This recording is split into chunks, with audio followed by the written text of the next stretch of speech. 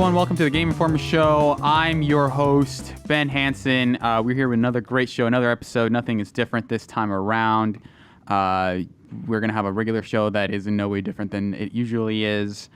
With me today are Andrew Reiner. You're not looking as sickly as you usually do, Ben Hansen. Oh, well, thank you. You're looking actually really good. Thank you. I appreciate that. Finally, someone notices it. That I'm trying to keep up. I'm exercising, trying to. I'm proud of you, man. Yeah, thank you. We also have Imran Khan here, Skyping in from San Francisco. It's important to note I can't see anyone, so if you actually did say you were Ben and I didn't know any different, it would be like a really strange thing. I just had to learn to accept it. What are you talking about? I am Ben Hansen. Oh, yeah, sure. Yeah, absolutely. Yeah. No, I am Suryo Vasquez. I am subbing in for Ben Hansen, who is out on vacation this week, a well-earned vacation, I would imagine. He does this show every week. Every once in a while, he should have a break. This show's a little bit of a vacation in itself, but sure, he can leave the office. Shout-outs to Ben Hansen. So you'll be putting up with me for the next 2.5, 3 hours, let's say. But we've got a pretty good show for you this week. We've got some big games coming out. We've got Mortal Kombat is out this week. We can talk about everything, including some of the issues that game is having. A bit of a rough start. Speaking of rough starts, we have a little bit more info on Anthem and what's been going on with that game. There's been a little bit of... They've issued this update. We will talk more about that later. We have Days Gone is out this week as well, and Kato and Birds have been playing a lot of it, so we'll talk to them about that. Dreams is in early access, and we'll be checking in with... It's kind of out.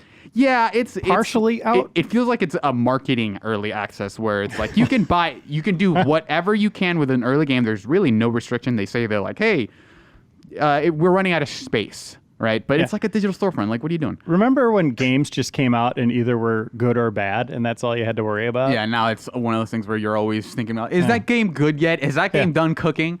But yeah, we'll be checking in with Fava and JV, and Leo's been playing some of that, right, Leo? That's right, loving it. And then we'll have some emails, and then back half of the show, we're going to be doing a little twist on Back of the Box trivia, where we'll be doing it with Steam reviews. So look forward to that. But first off, Mortal Kombat 11. Yes. That game is out. Yeah. You and I have been secretly playing it since last Thursday. Hiding it from the other employees. Yep. Not posting on social media about it at all. But yeah, that game has been out for a few days. Yes. We got it late last week, so we've been playing a ton of that. What do you think, Rainer? Where are you sitting with it right now? It's weird. So it's a story about kind of a time paradox, time travel. Mm-hmm. As you're watching this show now, my review is on the site. Yes. But I'm not done writing it quite yet. Right. Do you know? Do you know where you're sitting score-wise? Lower than you would expect. If you're a hater, higher than you would expect. Okay. So not meeting expectations. Boldly. No, I mean, scoring this game. What was it? The reboot that was just called Mortal Kombat from 2014, 2011. Yeah. I gave that a 9.5. Brian Shea reviewed Mortal Kombat X, which we can just call 10 now too. Yeah. That was a 9.25. So I could say that trend is continuing. But we'll see that downward slope where that ends. Okay, so it'll be around there. But yeah, I definitely feel like there are issues we'd be remiss not to address. But I think there's a lot of really good stuff here mixed with some interesting choices that they've made, let's say. Yeah. Imran, you've been playing some of it as well? Mm-hmm. I finished the story mode and I went through a couple of the towers in the time I've had it. Yeah, so just to start off real quick, like this is the thing everyone's been talking about, is the Towers of Time. Mm-hmm. When I was playing it pre-release, I remember thinking like, man, are these towers, are they hard? Like what? I'm getting my ass kicked by all these modifiers. So the way it works is that if you've played any of NetherRealm's fighting games, you have these things called towers, which are basically like arcade ladders, let's say, where you fight a series of opponents. And in Injustice 2, they have these modifiers where every once in a while you'd have like a thing where hey, this thing is going to happen. The screen is going to be darker. There's some change in the gravity. There's a character coming in to attack you. There's something happening that is going to make this fight different. So they do that here, and with the addition of these things called consumables, where you basically start amassing and collecting your own sort of assists. Like, hey, here, summon Shinnok's skeleton hand from whatever. You can summon rockets. You have all these, you can give yourself like, if you're like depleted of health, like 50% health back. You can gain health back, you can gain armor, things like that. And so the idea is that you're using those to compensate for the difficulty and those modifiers. But I think right now the almost near consensus is that they're on their side, they are way too hard. They are brutal. Like, I have not had a mode where I was just getting my ass kicked constantly. Again, they're encouraging you to use and kind of waste consumables all the time, and those cost money. Well, again, time is weird because it's not even a patch. They are changing those numbers and the difficulty on the fly. So as you're watching this, it might be easier now. Yes. It should be important to know that we are recording this on Wednesday, and yesterday, Tuesday, they issued a PSA saying, hey, we're working on the Towers of Time stuff. They were going to have a whole stream addressing them. They're going to have a patch that ostensibly will have explicit fixes for, hey, here's what we're fixing. So we haven't played that yet. So obviously a lot of this conversation will be dated by the time you get to it. But I think overall, there's just a lot of really frustrating aspects to it. For example, I think a lot of the enemy modifiers are just unblockable, like that, which is a weird thing to do. I was playing a tower where you were being attacked by sectors missiles, and they would show you an icon saying, "Hey, you're like the missile is locked onto you; it's coming." But they were so hard to avoid, and there's no real way to play around them consistently. Yeah. And so you're just sort of taking damage, and obviously the AI knows when it's coming, so they'll like have ridiculous combos off of those. And also, like the AI does a lot of the classic fighting game AI things where it'll input read. Yeah. So like Baraka has this lunge attack that is usually you're not supposed to throw it out randomly because it's unsafe, and if the opponent blocks it, you can punish them pretty severely. But if it input reads, it knows, okay, they're gonna press a punch button. I'm gonna immediately lunge to counter it. And so he was never, in a position where he was in any danger. And anytime I try to attack them, it's not like I could pull off a long enough combo because the missile was coming in. So that's sort of one layer. There's a ton of modifiers like that make things super difficult. There's a ton of just the base health of the enemies in the towers is like you're picking away at them. You do these huge combos, and it's like, oh, I did 5% damage on him, and then he does a sweep kick on you, and it takes off more, and you're like, are you kidding me? You can turn on number on the interface everywhere. So it was a thing where I have 1,000 health, and the opponent has 1,750 health, and that's just the baseline. Yeah, that's not fair. You can get into some of those boss enemies, and they'll have like 4,000 health. Yeah. There is one tower I think pre-released that was Sub-Zero and Scorpion as a tag team, which is an interesting thing that they can do, where they can have people swap in with the right stick. And they each had like 3,000 health, which is a ridiculous amount of health. And then also the person who wasn't swapped in heals health. So it's like a Marvel vs. Capcom thing where you only have one character.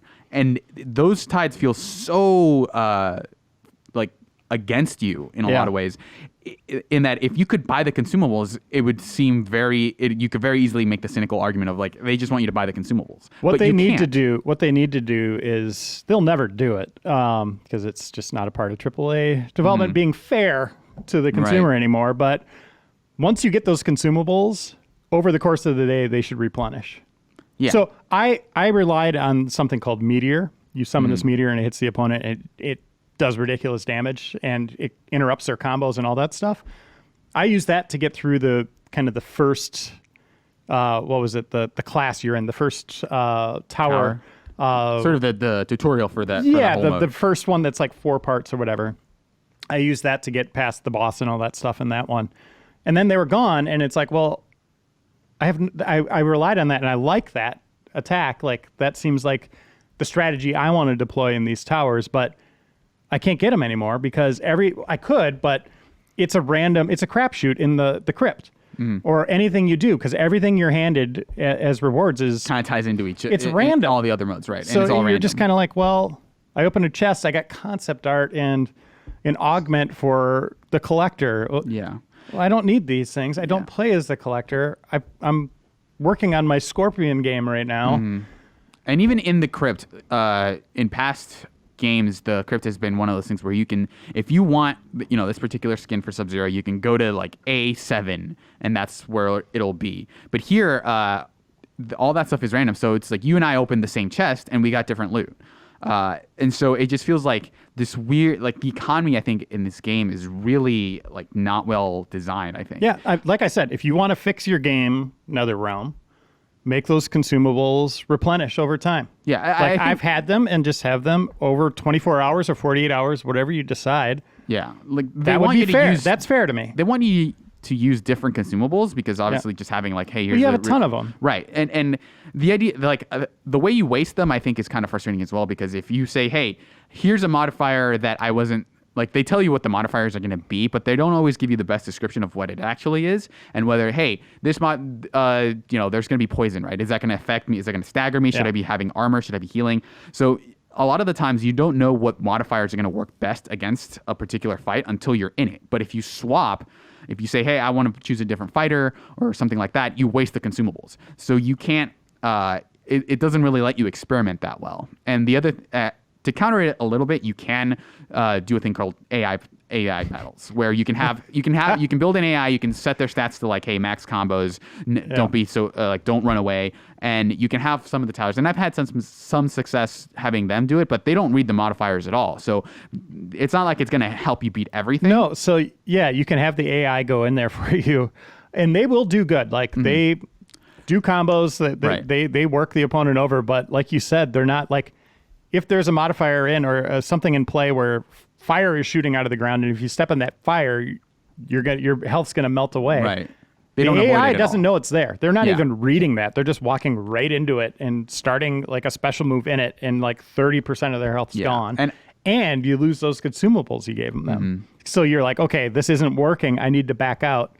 You just burn those 2 to 3 consumables that you put in play. Right. And I think this ties into the customization stuff, because you have a ton of outfits for every character. It's really like, it feels like there's 5 baseline models and then like 10, 20 colors for each one.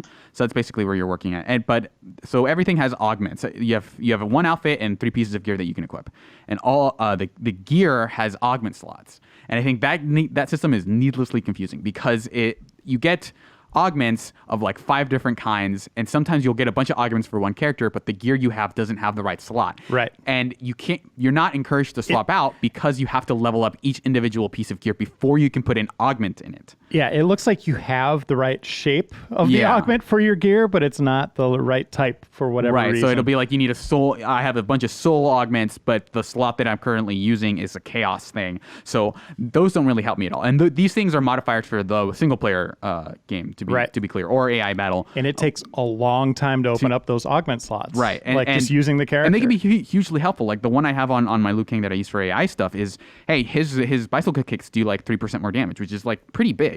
But because it takes so long to grind, it what feels like that's supposed to be another counter to the Towers of Time difficulty, that is such an uphill battle, like even getting to the point where you can use those, that it is just like right now, that part of the game is just brutal. And I think that the Towers of Time is where you're getting the most currency. And also you're working towards specific outfits that are like some of the coolest in the game, obviously. And those things, just that simple progression system seems so borked right now. And like stuff cycles in and out, and that like you can just miss stuff that you want to get because you're not good enough at the time. So it's kind of encouraging you to keep bashing your head against it until you get the thing you want. Right. And there's a time limit. So like if you exit, like there's towers and then there's tower platforms. So there will be a tower that consists of a tower platform that consists of, like, let's say 4 towers.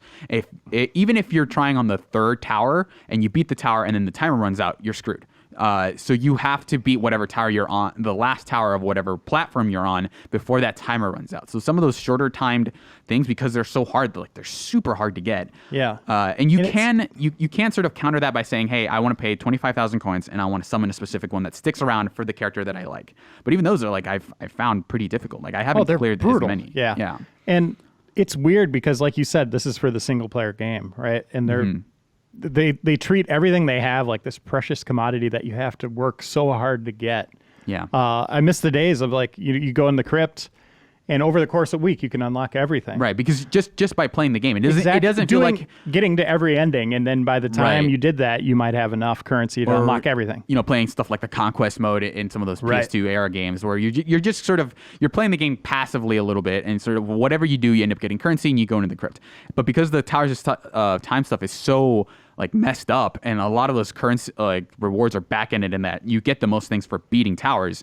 I'm not making as much progress in the crypt as I would like, so I'm not unlocking stuff that way. So just like I feel like I'm constantly being hampered by that stuff. Right, and then the real rub of all this then is they have a premium store. Right. That uses the ultra rare time crystals. Time crystals, which with a you get every once in a while, you get 10 here, 15 there. Yeah, I've been playing I have my profile levels of like 37, and I have like 600 crystals. But then in the premium shop, there's 5 to 6 items that rotate in and out every day. Yeah. That give you the skins, like brutalities, the intro videos, the things you can unlock in the towers all and these crypts. things are you can unlock them elsewhere. But the odds of getting them, there's so much loot in the game. Yeah, of getting stuff you want, you immediately start thinking like, oh, I could spend $5 and just get that brutality right now.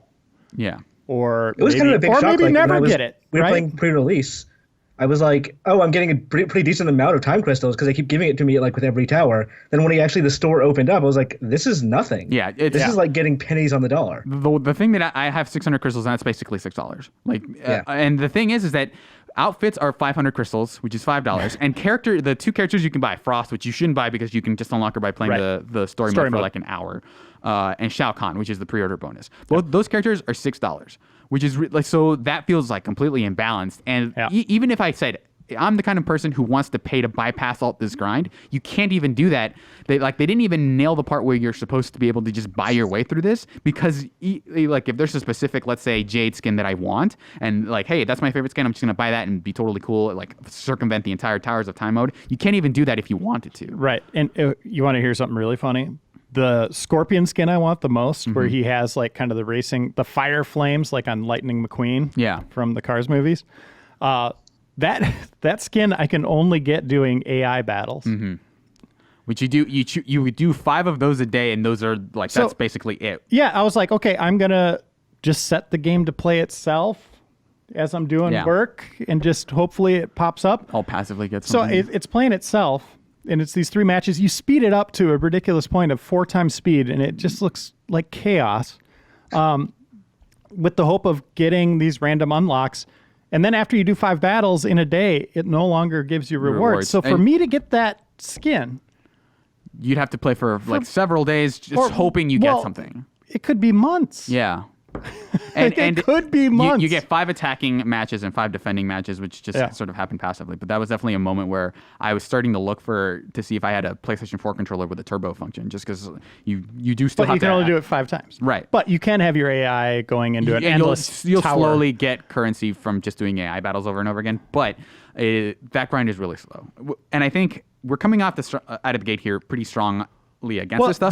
There's 2 stories here to Mortal Kombat 11, and that is the mishandling of loot and really kind of leaning into that microtransaction model, which that's not even a good microtransaction. Exactly. Model. And then the other side is just this remarkable fighting game with a great story. Yeah, I think I want to a fun story mode, not a great story, but a fun story a little bit, because I think that on one hand I'm torn on it, because on one hand, the way that it is more elaborate than it has been in the past. I can see how it can definitely get in the way of like, hey, I just want the skin, but I have to solve all these puzzles. So what you're doing is, I like that stuff though. Yeah, so it's a third-person thing. It's not like a super interactive game, but it feels like a third-person adventure game where you're unlocking like items to use to break locks, things like that. Yeah, there's like, it's kind of like a big elaborate puzzle / rat maze you're navigating, but as you're doing that, it has like a lot of nostalgia. You're going into Goro's lair. Right. You're getting the bridge. You're getting the things that you would want out of Mortal Kombat. Yeah. There's really cool fan service to that.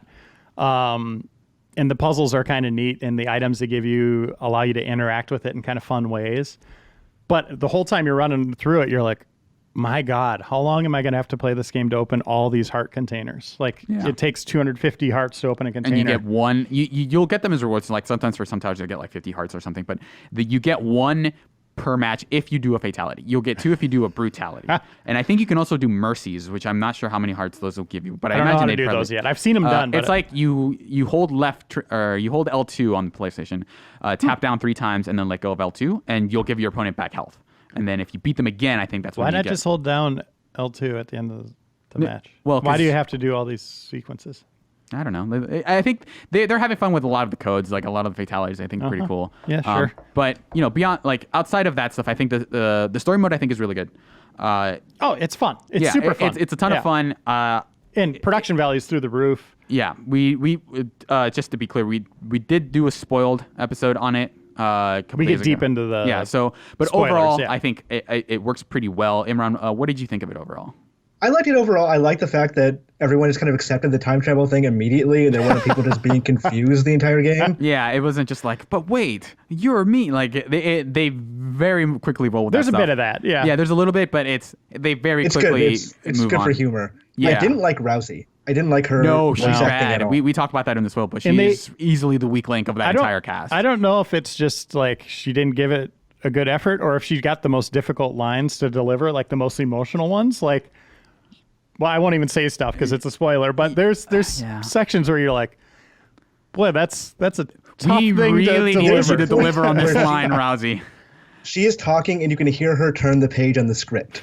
Yeah, she is so flat in every delivery where it's just like even stuff like I didn't know that you could say something like Roger or like just these really like base level like there's no heart to this line, but it's just like a line that you sort of it's just plot, right? And even those lines just feel like, man, you really could have done that better. And it could also be everybody else around her is very good. Yeah, like I thought, I like so much of that cast, and it's really good. Like Scorpion, I think I like his voice actor a lot. I like his whole design as like being more human. There's a lot of really cool, interesting moments that they like sort of focus on more than you would think. yeah, Reiner- Chronica is amazing. Yeah, she's a really good bad guy. I think a lot. I like a lot of the timeline stuff, and like you mentioned, Reiner, I think in the spoiled, it has more heart than you think. There's a surprising number of like very small human moments that I think do a good job of contextualizing that even in the midst of like this ridiculous campy storyline, these are people, right? And they have emotions, and those things guide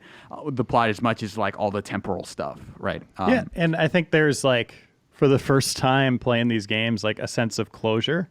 Yes. And like storylines that feel like they're wrapping up. And at the end of the game, you're like, wow, if they come back, there's kind of a clean slate for them to start from if they want to. It definitely feels like they've closed this like trilogy of 3 games, starting with the Mortal Kombat 11 or Mortal Kombat 9 reboot. And I think that part is pretty strong.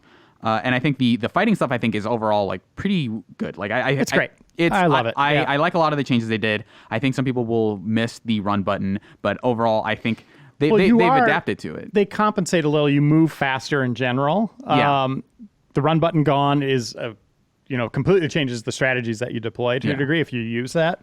It is still about special moves and combos, but like you have those 2 defensive and offensive meters now. So you're just using up resources, and so you're like you're adding flourishes to your combos in a way that you wouldn't in Mortal Kombat X because you were saving for breakers or supers. Right. So you're using the augments to help you. You're Like the amplified, depleting the defensive meter when you're interacting with the environment to give you like a shield or something like that. There's some moves that just like Jade has a pole vault that you can modify to have turned into a run basically, and you can press you can cancel that run by pressing down, and that'll use a defensive meter instead of an offensive. Right.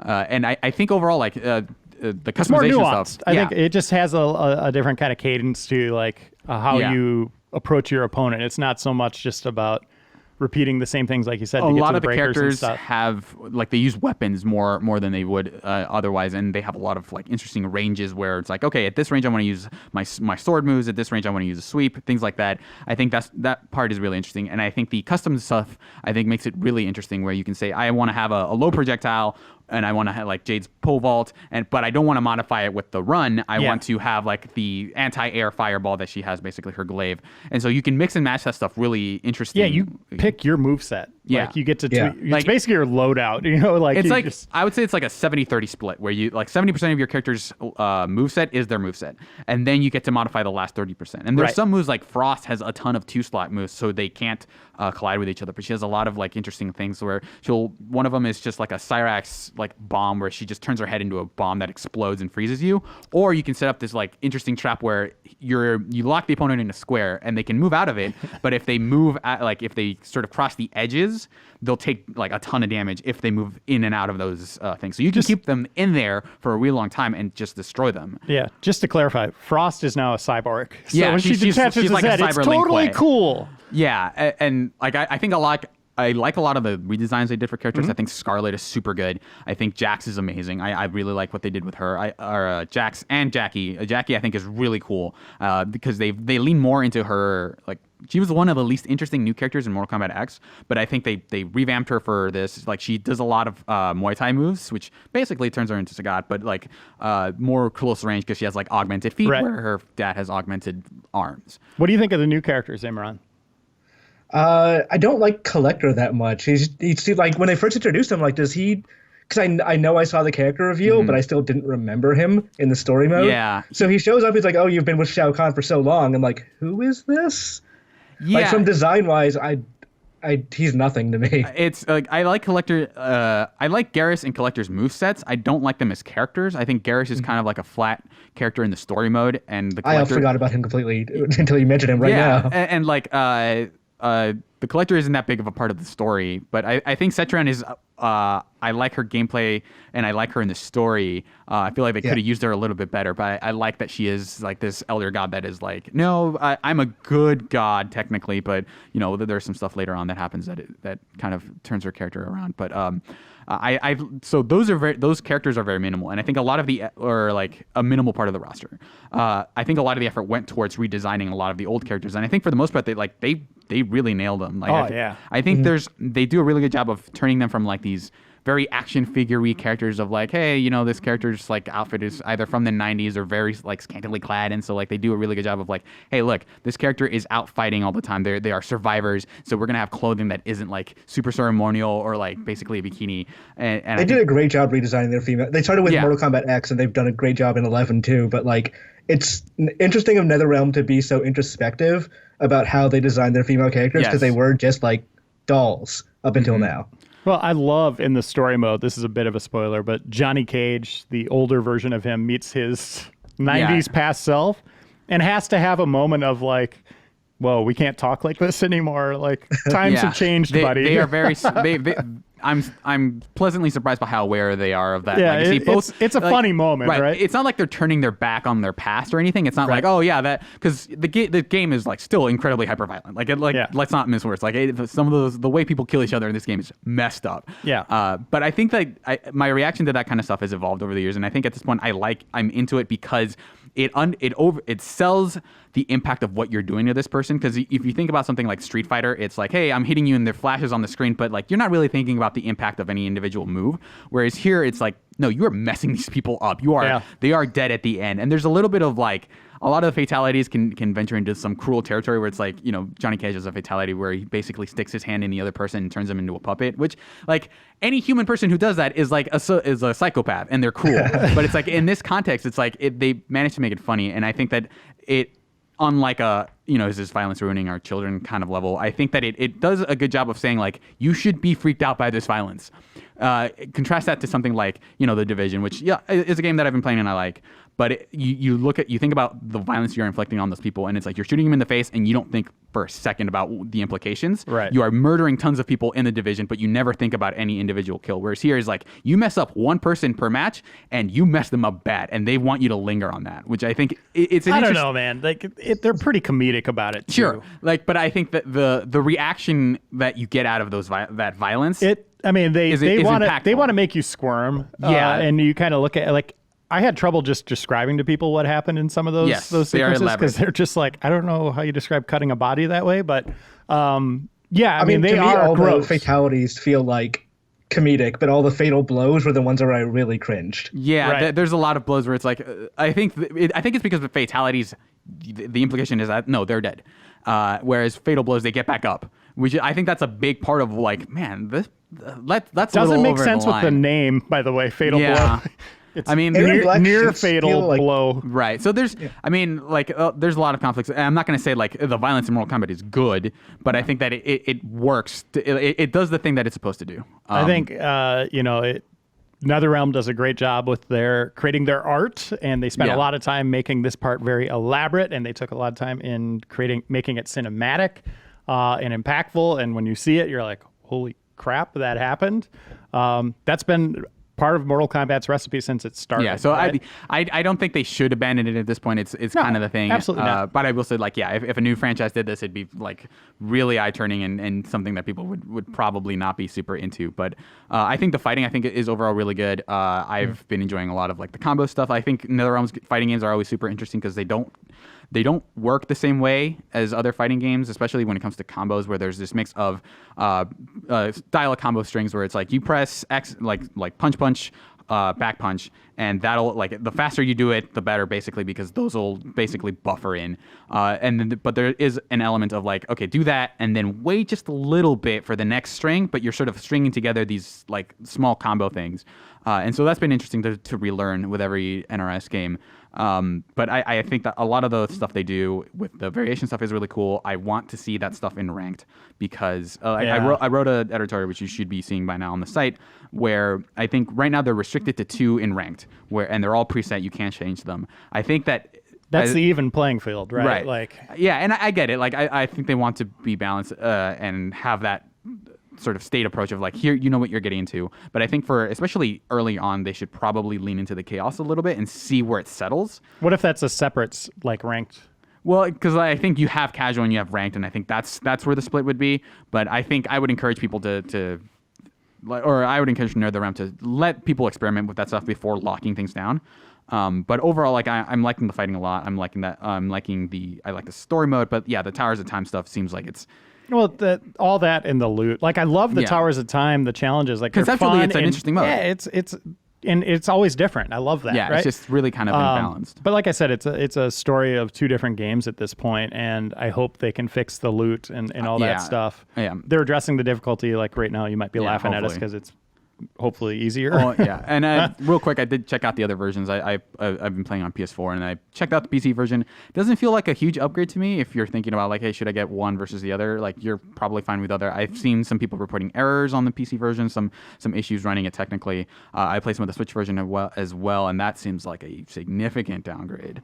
I'm not hearing great things about that. Like even changing character moves. So I very quickly experimented with one particular Jade attack that it's like her forward 2-1 for people who in the know. It's supposed to bounce you up pretty close to them.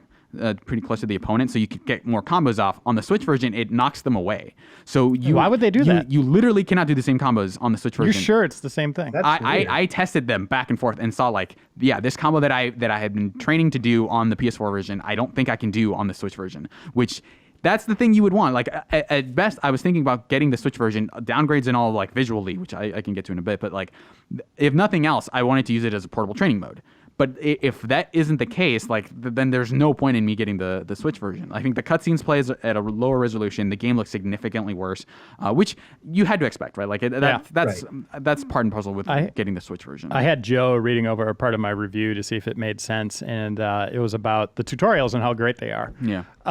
Which is another thing. Like, they really do a great job of teaching you how to play as each character-specific lessons, how fast it is, or how much time it takes to fire off a move. Yeah. Like, learning all that stuff really gets you deep into the weeds on these pressure characters. and advantage, things like frame traps and of like hit confirm and stuff like that. Yeah, right, exactly. It's crazy. They get really into the like, hey, this is not only how the game works, but how you should approach it. Right. But Joe's like, wait, character-specific lessons, like, on Switch, it just says coming soon. And I was like, wait, really? what? And he's like, was that just open for you from the outset? And I was like, yeah, like, that's a weird thing to lock off. That is really weird. Apparently, it's just like coming soon right now on Switch. Just the character-specific lesson. I would almost say, I wonder if it's just like the Switch version is a patch behind or something, where it's like, hey, we forgot to put in the patch that's supposed to make it. But how is that just not there on day one? Yeah, like, I will say. Do you know how the online stuff affects the Switch the same way?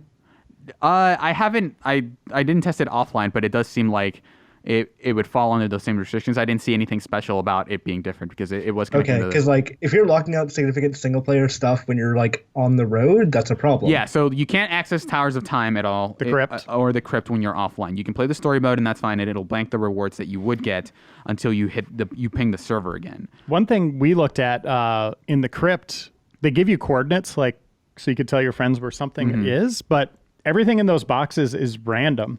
Right. So it's not like you could go to a specific box and get Scorpion Yeah, like brutality. this is where I get this particular thing. So we were testing that between the PS4 and Xbox One. Like he and I would both open the box at the same time, and we'd get the rewards. price of the box would be different, and the rewards inside would be different. So yeah, So that's just different for everybody. I would say hold off on the Switch version for now. Yeah, unless that's the only console you have, in which case I think you might want to pick. Like I don't know. Story mode's fun. Yeah, Like, the story mode is fun. Like I think these games have increasingly proved themselves like worthwhile, even if you don't like fighting games. But I think that fix of the Towers of Time stuff will hopefully come soon. But again, we don't know, so we'll hold off on final judgment on the Switch version. But overall, I'm really liking it. I hope that they fix that stuff. But yeah, I agree. We'll My see how it review, goes. check it out. That'll be our kind of final verdict on it, or mine, not yours. Yeah. Speaking of rocky launches, Anthem back in the news. Speaking of loot problems, I guess, Anthem? too. Yeah, some loot and progression stuff with Anthem. So you guys brought this to my attention this morning. Anthem had this. They basically released one of their many statements about the game and what they plan to do going forward. Imran, can you fill us in on what's going on? So yesterday was the release of the big 1.1 patch, which was like, this is okay, we've heard you from launch, we know what you guys need, so we're going to patch some of the biggest problems. And what Joe mentioned, one of the hugest problems with that game originally was that you could not change gear and missions if you had to go back to the fort for pretty much everything. So they fixed that now. But when they fixed that, that was the time they also decided to announce that, hey, we realize this game has a lot of problems, so the roadmap for upcoming content, including the end game stuff, the Cataclysm stuff, has been delayed. And they are not saying to when it will be delayed. It just, right now, we're not talking about it. It's in the future. God, so that has pissed a lot of the community off today. Yeah, it's so weird because like it was basically a very similar statement to what Valve did with Artifact, where they're like, we're going to take a step back from this game that really no one is playing at this point, and we're going to try to majorly overhaul a lot of the systems instead of trying to dole out these very small patches that are kind of, basically Band-Aids on a larger wound. It's interesting to see a game that is, by all intents and purposes, much more popular do basically that, right? And how far into their roadmap were they before they basically said, like, no? They delivered one new kind of mission type, right? They have a new, what was it called, Fort or Stronghold? That was Stronghold, yeah. So they've done that, and then the rest of it, so this is what they have on the list of features delayed. So it's Mastery System, Guilds, Legendary Missions, Phase 2, Weekly Stronghold Challenges, Leaderboards, Free Play Events, and Cataclysm are all things that are no longer dated. So they're just like all on the back burner, and that seems very, I understand why people would be mad about that, but it speaks to how rocky that launch was. Yeah, it's weird, right? Because they're addressing things that people didn't like and fixing those things for them and making it more accessible in terms of how you interact with the game. But the sacrifice is the stuff that comes next, right? So it's a better game now than it was at launch. But if you already played all the way through that, you're just left waiting now, right? Yeah, I think the core of that game still has major issues because I sort of approached. But they are making it better though, right? They're the slowly been. adding I said Loots and all that Band-Aids. stuff. Yeah. But it still feels like I was planning to play the game the way I did Destiny, where it's just hey, I'll check in every once in a while and do dailies and weeklies and stuff, and it does not seem like that game accommodates that stuff at all. Still, I think that was the plan. It just it fell apart at some point. Yeah, and it is striking to me how empty that game still feels after a month or so. Right, and. Yeah, it's kind of a bummer because I just completely fell off of it in a way that I didn't expect to. But it just seems like they are still trying to put out fires with that game, which is disappointing. Well, it's really striking because the NPD sales came out, and last month Anthem was the top of the game. It was the highest selling game in February. But this month it dropped to 11, which is it's a very competitive month. There's Devil May Cry and Division and all that. But that's a huge drop, and I wonder if the word of mouth is kind of dampen enthusiasm because live games aren't supposed to drop that fast. Yeah. Right. And it definitely feels like they are they are firing on all cylinders, trying to get this game where it needs to be. But it definitely does not feel like they are there yet, which is a bummer because I think there's something interesting in Anthem at the core of it all, but it does not. Yeah, everybody wanted that Iron Man fantasy, right? It looked like it was going to deliver, and it looked like it'd be fun and kind of a different. Yet similar wrinkle to Destiny, and I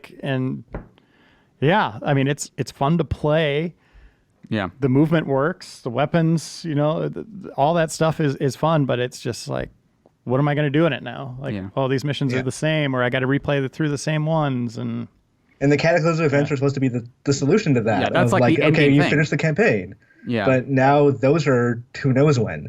Yeah. So it's really sad to hear, because I think like a lot of people, I think despite all of their stumbles, I think people still root for BioWare in a way that they don't root for a lot of studios. And it seems like every year it feels like they lose more and more goodwill. And it also seems this just keeps happening. Yeah. It's not just BioWare, but like every day we just kind of went through a similar thing with NetherRealm. Up until this what point, are you guys they were doing? like, everyone loves NetherRealm's fighting games because they do single player content better than everybody else, and it feels like even they kind of screwed up on this front. And it just seems like there are very few developers left who just have nothing but goodwill attached to them. Just stop it. Yeah. Like, seriously, stop. Yeah. Like, trying to nickel and dime me and trying to, like these just make these procedural content services loops and of you like, have no good ideas for it. I think the idea of every game trying to be a live service game where it's like, oh, no, we want you to play this game forever, I think has infected so much of the industry at this point that it is factoring into more kinds of designs that don't really need them, or like are like actively like serves its detriment in a lot of ways, that it just feels like every game feels like the same issue of like, well, we had all these online infrastructures, all these like currencies and all this grinding in place, and it is very obvious that stuff is not easy to do. You know who doesn't do that and their games do well and consumers generally like them? Who? Sony. Yeah. You know what? They make single player games. Yeah. Do they have a live service game? I don't know. Because I know they used to have like that DC MMO that ended up kind of getting. Oh, that was Sony Online though. Oh, that's true. That's a different company, but you just put online at the end of your company. Oh, it's different. Yeah, so like God of War, like one of the most beloved games of last year, right? Like God of War, no Horizon DLC. Zero Dawn. They didn't even have an expansion, which I would have loved. Horizon had an like expansion. Horizon had an expansion. I mean, like, yeah, look at the Force Unleashed stuff. Like, the very first thing they said about the game was, hey, it has no microtransactions or anything like that. It's like, that is a weird thing to come out as the reveal for your game. That was the biggest cheer that game got at Star Wars Celebration, Jedi Fallen Order. It was like no microtransactions. Vince saying no microtransactions. You could see his eyes like kind of light up like, whoa, what's happening here? It's interesting that Sony continues to be like, get so much out of like, we're staying the same. We're not gonna be an always online console. We're not gonna have service games, and everyone's like, yeah, regular video games. It is so weird for them to like continue to bank on that. And like, what do they have for the year? They have like maybe Ghost of Tsushima, maybe The Last of Us. Dude, I've been trying to segue to Days Gone. Right, Days Gone, which we're about to talk. If you guys want to clap out of here, we can get talking about that with Matt and Kato. All right, here we go. 1, 2, 3. Kato, Matt Burris. We're here talking about Days Gone, which is out this week. That's right. Kato, you've played a lot of it. You reviewed it. Yep. Burt's, you've been playing a lot of it as well. Yep. And so let's frame the conversation real quick. What did you give it, Kato? I gave it a 7.75. 7.75. Yep. Do you think that met your expectations, or do you think it exceeded? Like, it feels like the hype for this game has been kind of weird, where there's this low key, like, maybe it could be good, but everyone's sort of looking at it of like, it's not going to be, a blockbuster of the year, or, it's not necessarily gunning for game of the year. So yeah, your word of blockbuster, I think, is an interesting choice because, I don't know a lot of the hype, in the larger conversation around the game in terms of like PR marketing or, what fans think. Sure. But I mean, our cover story was like one of the most viewed videos we have on the channel. It's just like, here's 2 hours of Days Gone. I do remember it being on our cover, yes. But I would say, in terms of like blockbuster, I think in some ways that's where the game might fall short, in the sense like it's a good, solid game. And I think the score indicates that. If you have a 7.75 game, I believe in a lot of cases that's, a very playable game. It's a recommendation. Yeah. And there's good systems in there. I just think that it does fall short in terms of like, open, and we'll get into this, open world and maybe the story a bit. I think it's not up there, open world, that's a hard thing to bite off, and it's a hard thing to really execute on at a very high level. And I think that because this game, it's not that it's bad in those areas, but I just don't think that it really hits the high notes of some of the other open world games in the genre. Bertz, how are you feeling on it? I'm very much in the same boat. I feel bad for every open world game that comes out and I play after Red Dead Redemption 2 in a weird, because it's so dynamic and reactive and alive. Yeah. And you go back to something that's more like this or like Far Cry New Dawn, and it just feels like they're a little more cardboard cutouty. A little bit more from like last gen, or not necessarily last gen, but like from an earlier mold of. Yeah, exactly. And like that doesn't make it a bad game. It's just, like Rockstar's doing something over here that is super impressive, and I think a lot of people felt the same way about Breath of the Wild. And this feels more like in that Far Cry realm of there's these predictable gameplay loops that you can do, but they aren't necessarily dynamic or reactive, or they don't change the trajectory of the game that much. They're just things that are there to do. Right. So the appeal of this game is that it's more sort of like State of Decay in that it has these survival elements, and you have, outside of your own character's progression, you have this economy. Am I right? Like where you're managing a camp. Yeah, almost? and that is where the game, one of the game's strong suits. Like for instance, your bike. Now, obviously it's tied to its identity, but it's like you have to care for that. How, through gas and through repairing it. So it became a staple of my gameplay where it's like before I went into an encounter, I had to plan out and make sure, okay, my bike, do I have gas? Do I have, is it repaired enough? Because it might get scrapped up when the zombies knock it over. Or if I get shot off my bike, in this encounter, I can't get away if the thing's, all damaged up or it's out of gas. So, that's one of those sort of survival elements that you have to, take into account. And you only get the one bike. It's not like, oh, your horse is dead in Red Dead. I'm just going to go get a new one. No, this is it. This is your one bike you get. So if you leave it in the middle of a zombie horde, you're going to have to go back and get it. Can it get by destroyed? the number of times I've wanted to whistle for my bike to come to me, like Red Dead was like many, like, oh man, if only I could make this thing come to me somehow. You can customize it, by the way, just to so it is your one bike, but it will, it can look different. And then in terms of, your question, you were asking about, can it get destroyed? Can it get destroyed? Yes, it can. So it can zero out in damage, in which case I believe you've got to go back to the camp and then pay money to have it obviously repaired, gassed up, and then if you have scrap, you can repair it. If it gets down to zero, you can still repair it. It's just you can't ride it. You can. Funny, there's been times I've gotten on it and say, okay, I've done this nest or something. I've killed these enemies. I get on my bike and I'm like, see you later, suckers.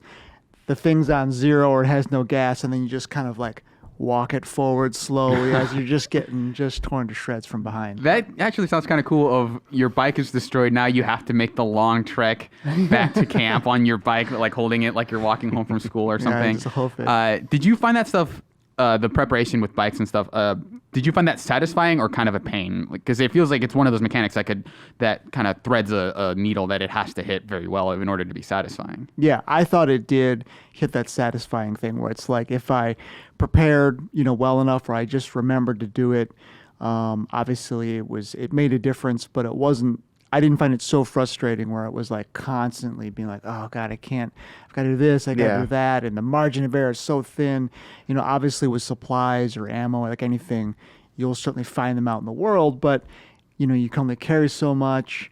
There was definitely times where I had to switch to an alternate weapon where it's like, okay, I'm just going to clear out everybody with a couple of grenades and a sniper rifle that only has 8 rounds in it because I'm just not finding my assault rifle rounds in this particular sort of area. So, I think as you maybe cross the halfway point, maybe certainly get into a phase where, like most games, you do cross that line where it's like, okay, now I definitely know I can take on pretty much anything. You're not worried about supplies as much. Yeah, you have a saddlebag that has ammo in it, so if you run out of your assault rifle ammo, you can just run back to your bike and re-up. But there's a visual language to the world too, where after you played the game for a couple hours, you understand like the way they deal with resource scarcity is really intentional, where it's like you can't carry that much, but you're going to learn like, oh, there's a police car that has ammo. Oh, there's a tow truck that has gasoline. And these are kind of just littered around the open world, so you're always going to not be too far from something like that you need. Okay, and how much do you guys feel it is a sim where you're sort of running these loops versus, hey, it has a single player campaign. You are a named character named Deacon St. John, which is still a great name. does the single player campaign, does that stuff hold up, do you think, throughout? Yeah, I think, I have my qualms with certain parts of the story in terms of, as it gets into the second half and it starts to try to resolve some of its questions and stuff like that, and it's got different, plot turns or whatever. I have my objections to those, but I think, in general, they've tried to thread this line between a story-based game and an open world. And, getting in the middle, I think then, obviously, it doesn't always work to the advantage of the open world. But I would say that without being, super linear, I think they do try to keep you on a line of, certainly checking with the character, not making Deacon St. Jones just a name attached St. to John, a face. Yeah. Sorry, St. John. Attached to just a faceless thing of like, oh, I'm just an errand boy and I'm just running and doing this stuff, where sometimes you really feel like the character has a name, but it's not really a personality. I think. What do you think about him?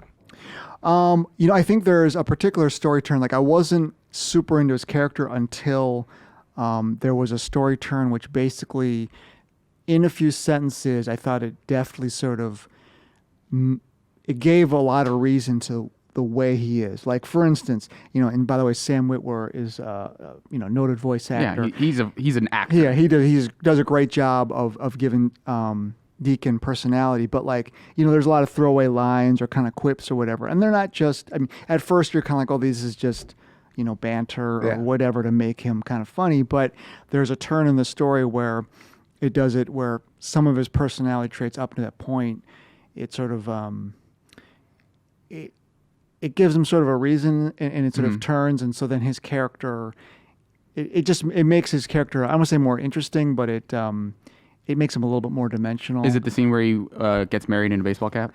No, that is one of the ones that still seeing it, it's just absolutely ridiculous. I kind of like him. He's I don't know what it is. He's very different for a protagonist because he's got this code, this moral code that he has, but he's so inarticulate.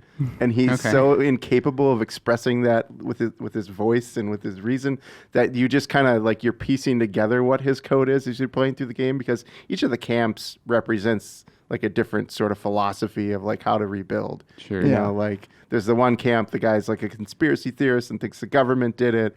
There's one camp that's just it's a labor camp. Everyone's got to dig in and work, and you have scheduled hours, and if you don't adhere to it, you're kicked out. And then there's one camp that's trying to be more of, build alliances with people, so, and he's kind of in between these camps doing jobs for them. And I think that's a very good point of how they use his personality. You are obviously running errands for those camps, but his personality as a biker, as somebody who is living by their own code, that makes sense of why he's more of a loner from all these camps. He sort of, he can drift between them and stuff, but it's not just that you're just doing the missions and Deacon St. John's doing it, but it's that his personality as a drifter, as him adhering to his own code, in that context makes sense. And that's why I like the character. I don't necessarily love the character for certain reasons, but that's the way they make it makes sense. And that, going back to your original question, is how they do a good job of threading the story into all this stuff you're doing, even if it is kill, rinse, repeat, why it makes sense. Sure. And that's what makes it a better story than just, you're dude running around. I mean, you guys mentioned the camp stuff where you're running errands for different camps. Do those camps ever pit themselves against each other? Are you ever making choices of, do you want the labor camp or do you want this other camp to, they give you a moral choice of, hey, it's mutually exclusive. Either you support one camp or the other. Is that ever a question? Not that hard, but you do have a choices. For instance, if you obviously you do different missions for them, but if you find a stranger and you rescue a stranger in the world, you can send them to one of the camps, and so that will increase your trust with that camp. Or sometimes it might be money. So in a particular instance, so if you happen to be hard up for cash, maybe you send them to this camp instead of this other camp, because this other camp's only offering trust. And so the trust thing is important because as you level up your trust with the camp, then you unlock the ability to buy, different bike upgrades, different weapons, things like that. So you want to get the trust level for the camps, higher. Yeah. Okay. And you want those upgrades because your guns suck. Okay. They're so bad. That's my least favorite thing about this game is the gunplay. It's not tight. It's not reactive. They intentionally chose to go for a feel that's a little more realistic where you need to settle that rifle down and wait, and then you're going to have your reticle spread, and it's going to take a while to get it to where it's focused again. So it's not arcadey, really. It's not like a Red Dead level of like, hey, you're locking on and just sort of, you know, it's more of a shooting gallery. It's very intentionally weighty, let's say. Yeah, and I respect that choice. I just like, man, it takes a while to get anything decent good weapons. Yeah, and there's a skill tree that comes along with that, but also to that point, I find that because you get skill points for stuff you do, and basically you have to buy 2 skills in any tier to advance to the next tier. So, good or bad. In some ways, while it's good in the sense that I don't think it makes you too overpowerful too quick, you sometimes do have to get a skill that you don't necessarily love because you're just like, well, I need to get out to tier 2. I need to get out of tier 2 because at tier 3, there's something that's really going to help me. Like it's going to steady my aim a little bit better, or it's going to give me more damage for my melee weapons. But they do, again, as with the whole scarcity theme, I think your progression through the world and stuff, it really does ride that line between, you know, not being too difficult, but also making you sweat at times. Sure. I mean, the overall impression I'm getting is that it doesn't necessarily falter in any one area majorly, maybe outside of the gunplay, but it doesn't excel in any particular area where there's nothing crazy to point to. Like, this is doing something no other game has done before. Is that like The Strangers is a good example where it's great that like you'll be riding through the world and you hear somebody, you know, getting chomped down by a zombie and they're crying for help and you're like, oh, cool, like let's just go see what happens. But it turns out that, you know, while sending the strangers to the camp definitely helps your trust or get you money with the camps, there's a zillion of those, but they're all the same. Yeah, like, they're oftentimes the same character. Yeah, and he says the same things after you rescue him. It's always a him as far as I've ever done. I've done a bunch of them. And it's not like you're going across and you're going to pull off and you're going to see a question mark, and there are question marks in the world, and you go there. Maybe it's a stranger who needs help. Maybe it's a different camp. Maybe it's just some, you know, hunting thing. But those are always the same. They're not lead off into like... They're not like substantial side quest missions like They're not stranger missions. Okay. Or, You're not going to be going like, hey man, did you do that one stranger mission? Like, oh no, I never saw that one. You know, like the Red Deads. Like even going back to, you know, Fallouts or whatever. You know what I'm saying? Like where you're going to be like talking about like, oh, there's this really cool side mission. You've got to do it and stuff. It's just like, oh, there's another camp. I've got to do. On the Red Dead scale, it's more of the guy has his foot stuck in a bear trap for the umpteenth time. Exactly. Okay. Gotta suck some poison. All right. I mean, do you feel like it fulfills the fantasy of what it's selling of, hey, you're surviving these zombies. There are tons of zombies everywhere. And if you want a good zombie game, does this feel like it scratches that itch well enough? I think it does. I think the hordes, are really cool because, obviously they're scary as shit, you know, because you just got, a lot of zombies coming down on you, but you do sort of, you know, figure out how to manage them. You get a little more cool under pressure. They become environmental puzzles too, because you really have to use the environment to help you, because they will overwhelm you in a hurry. So you got to look, where are the explosive barrels? How can I chart a course and lead them with, you know, like one of my sound attractors or something to a spot where I can eliminate a lot of them quickly. You know, there's like an interesting strategy to that element of the game that's pretty cool. And even if it's not a horde, if you basically get like five zombies around you, I think until you really, really get later in the game, or, you know, of a certain place with your skills or whatever, I think even if you get like 5 regular zombies around you, you could be in definite You're under trouble. threat, basically. Yeah, right? Okay. Yeah. You could end up dying in a couple hits at that point. So I think Days Gone landed around where I was expecting, where it's like, it's fine, it's cool, like it's good it's not, you know, amazing, but it's you know, if you're looking for something for a zombie game, seems like it'd be all right. Yeah, I'm having a decent time with it. I don't love it. I certainly don't hate it. I think it's pretty good. All right. Well, you guys want to clap out here and make room for some more people? Sure, I guess, if you're gonna be like that. We've got Dreams. right, guys? We are very much dreamboats. We're Yes. here. Yeah, I'm here with That was JV. a questionable transition, Serial. Hey, you know what? I'm still learning. We got JV Gwaltney here. Hi. We've got Jeff Markiafava. Hey. And we're going to talk about dreams. All right. And we got it's- Leo in the booth. Yeah, He's been playing a bunch too. He is here every segment, Oh, by the there way. is Leo. I see him. He's our implicit podcast member. He's our ghost. Yeah. Co-host. Yeah, all the people who've been playing Dreams, I haven't touched it much, but it's in early access. You can't. Can you technically go in the store and buy it if you want to? If there's still space available, they did it. this thing where it's like you can buy the game as long as there's space in the store. So if there's Space on their digital storefront. yes. Okay. All right. It does seem like a naming thing of like get in while you can, Yeah. but also we've got plenty of space.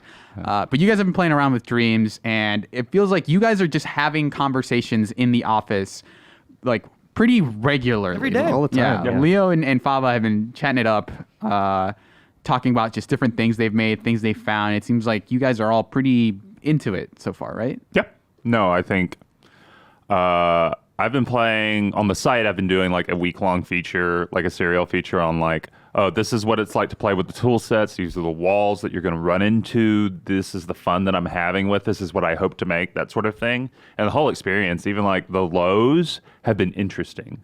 You know, it's either been an exhilarating time or it's at worst it's been interesting, even with the frustrations, which I can't say that for a lot of things. You know, usually when I run into frustrations in a game or with a tool set or something, it's usually super like, oh, I don't like this. This is frustrating me. But even my failures and Dreams are interesting to me, I Sure. feel like. Yeah, and I think that's part of how smartly designed the tool set is, where just kind of the artistic layers and effects and everything that you can add, even if you're not going in with a lot of creative or artistic ability, you can make stuff that looks cool or looks interesting and just have fun.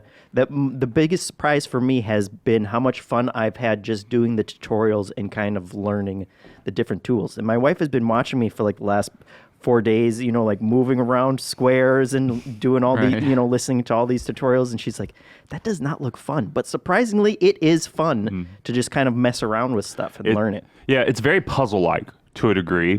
I feel like usually when you do programming, the thing with that is that you're usually just looking at endless lines of code and like a single misplaced digit or You're letter. debugging, right? Yeah, it can like crash the whole system. That's just not fun to fix, and that's not fun to really play around with. But the fact that Dreams is programming, but it's with sliders and it's with shapes and stuff, and it's with dials and so on and so forth and placement. It makes everything feel like a puzzle that you're looking at. It's like, okay, well, what am I missing here? What do I need here? What does this thing needs to connect to this other thing so this action that I want to happen will happen? So it's less about, when you're figuring stuff out, it's less about how do I implement this and more like what's a creative way to do this, right? You're not necessarily staring at code. You're puzzle solving, you're not copy editing. Right. That is exactly what it is. Okay. Have you ever had a game where either that you were making or that someone played that just hard crashed? No, Where not it's just yet. so it doesn't seem like anything people have done has just like hard crashed the game. Well, no, but like a lot of the things on the store, you have to keep in mind that this just goes beyond games too. Like you can make movies on the store, you can make assets, which You're rewarded for that too. Yeah, right? you're rewarded for that. They gamify basically the Twitter, YouTube follower system to great effect, where like the more you make, the more followers you get, the more stuff people use of yours and so on and so forth. So you become this person in the community. An influencer. Yeah, it's literally what it is. You become someone with influence. Like there's already like 4 or 5 people that have hundreds of followers and they're known for making like the assets that people will put into their games, like really weird looking clown monsters and stuff. Okay, because everyone needs clown monsters. Yeah, exactly. Is there any barrier to using other people's stuff? Is there a thing where you're asking someone permission to use their assets, or is it just a thing where, hey, I used your music, you're credited because that's sort of an automatic system? There is a thing where like it's not always clear, and I hope they make this clear in future releases, where you can't release your game out into the public if you use an asset from someone and they haven't set the permissions for you to use it, and there's no notification for that. So if I take, let's say Jeffem creates Charlie Chaplin. Charlie Chaplin. Yeah, butt. Those are the two Fava extremes: Charlie Chaplin and a butt. All right, so he creates Charlie Chaplin butt, but he doesn't set the permissions for me to like publish a game with it. I can still use that if he's released it, but there's no notification until I go to release the game to try and release it that, oh, this isn't, you can't release this out to the wild. And furthermore, there's no like notification either of like, well, which element have I used? Do I not have permission for? Oh, so it becomes this game of like going through and checking literally every asset in your scene and having it based on permissions and stuff. Yeah. So it's a thing where Fava, Fava's famous Chaplin, but like he'll know whenever someone's used it. Yeah. Okay, so that's cool. Yeah. You have to make this now. I do. Yeah, with your wife. Yes. Yes, it's gonna have a problematic mustache. I won't get any too. weird looks from that. I mean, beyond the creation stuff, which seems like that's what you guys are focusing on, have you noticed the games themselves that people are making? Do you feel like they're a step up from the beta? No, I mean, the problem with it, at least on my end, Jeff might have a different experience because I think he's been spending a little bit more time surfing. That's what his dream surfing is what it's called. The thing is there hasn't been that much time that's elapsed since the beta. So you have this influx of people who are getting the tool sets and trying to learn it. And the tool sets are accessible. They're more accessible than anything on the market.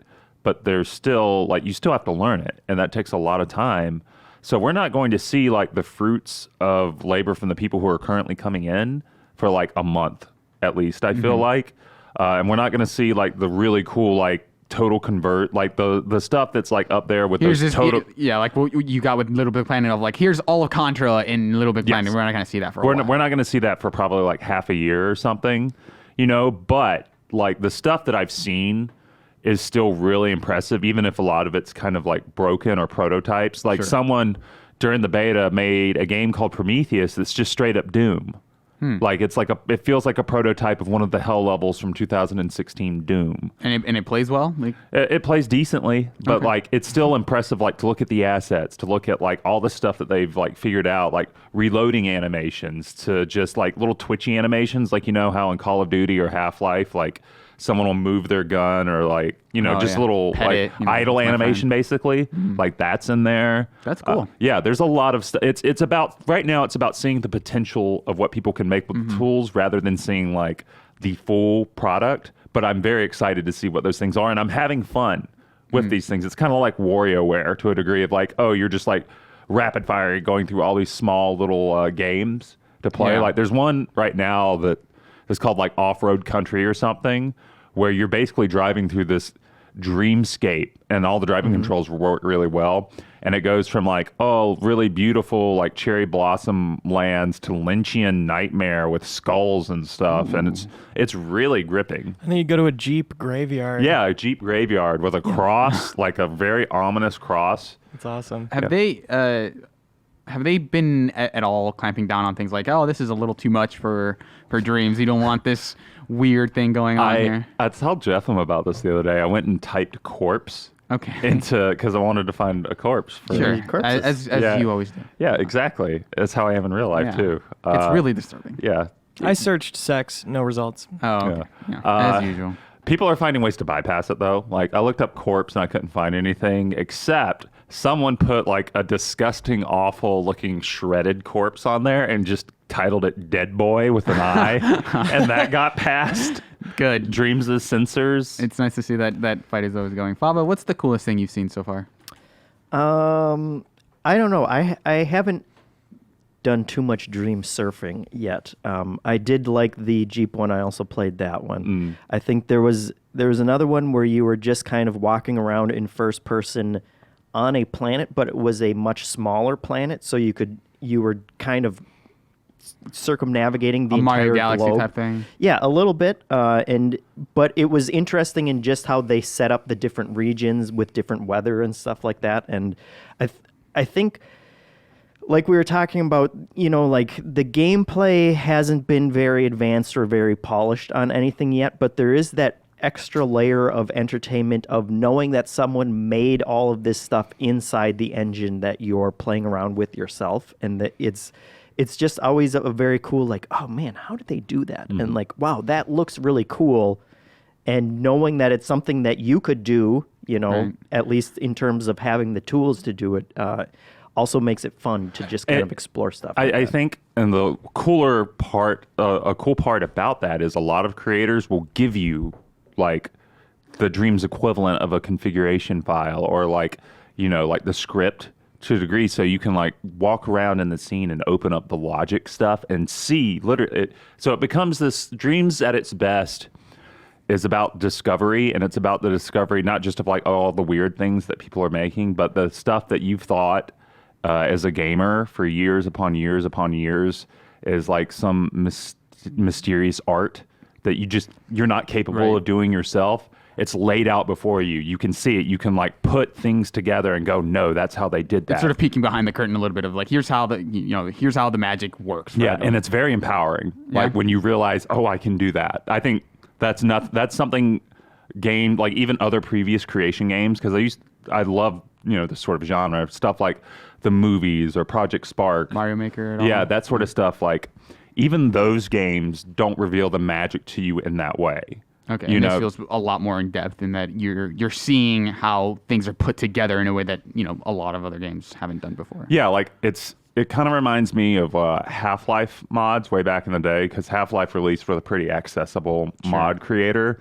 So I think you're going to have, as long as the community supports this game going forward, you're going to have a lot, like it was the case for Half-Life and Fear and stuff. You're going to have a lot of like designers and developers who get their start here, because they get like the basics here. They learn the basics.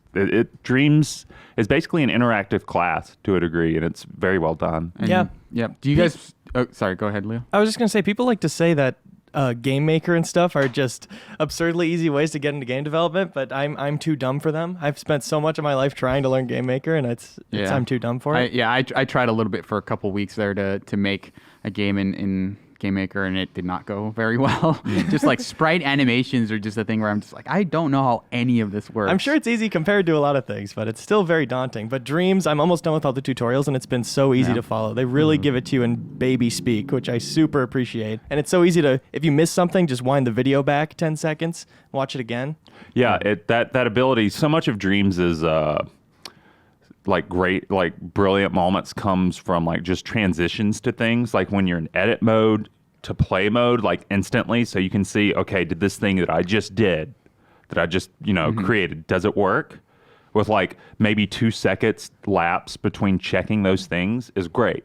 Like you can immediately go, okay, that worked, that didn't work, let me load back in and see what I need to fix. So you don't have to worry about like, okay, well, how here's this thing that I want to do. How am I going to translate that into the language of the game? It feels like that it's more reactive to how people speak, quote unquote game design. Yeah. In that you can transition from one thing to the other. Yeah, the power to be able to walk around in this world and look around and see literally like the logic floating above you, or to see all the gadgets that are powering everything, and to like try and organize those, or even going into someone else's world that they've created and to see all those things and take notes, that's powerful in a way that no other game design engine has done. Yeah, and I would say in addition to doing that for game design, it also really does it for the art and the 3D modeling stuff as well. Like you can see something, and one of the first art tutorials in the game kind of gives you this little cottage area, and it looks very pretty, and then they just pull all the effects and color out of it.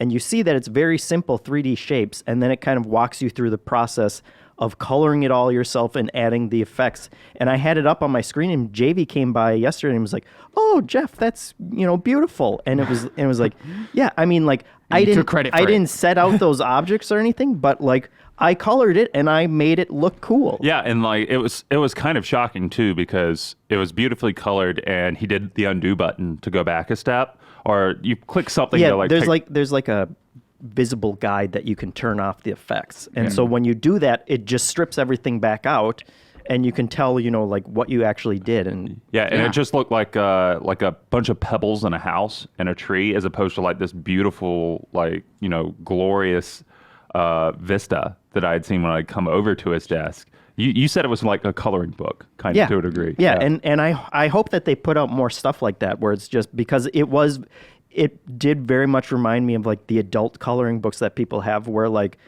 I didn't really do anything super artistic myself. I was just kind of going in, coloring different pieces, adding some effects, and it was still a very It's got my satisfying personal stamp on experience. it. Yeah. Yeah, and there's so many times where it's just been jaw-droppingly clever. Like in that tutorial, you learn that the way you can make rivers is you'll have this just flat plane, and you color it blue, and you go to this effect called flow, and you just kind of drag the direction you want it to flow softly, and it looks like a river immediately. Yeah, and I'm curious for the future of this, like, just since it's such a live servicey thing, like what tutorials and what gadgets they'll add. Like down the line, like they already have so many. How in depth you can make things, and like I'm sure they'll respond to like, hey, we can't do this kind of thing as easily as we'd like, and those are the kinds of patches that I think they'll end up adding in. Do you guys have any plans to release anything for Dreams at any point? I mean, like, ideally, you'd like to make a game and put it out there. Yeah, I'd like to make a game in Dreams. Like, it's after I'm done with the week-long thing I'm working on, where it's just like talking about what's in Dreams. Like, I think I'm going to try and set a goal to release something by the end of this year, even if it's not great or something, but just to learn the tools and like, go through that process. Because I think the other important thing to think about Dreams is that it has a great social aspect to it too, where you can team up with other creators really easily. So, you might not be a gifted artist, or I might not be a gifted artist, but maybe Jeff is. So I can send him a message and say, hey, Chaplain butt. Yeah, he did make the Chaplain butt. Yeah, exactly. Esteemed Chaplain butt.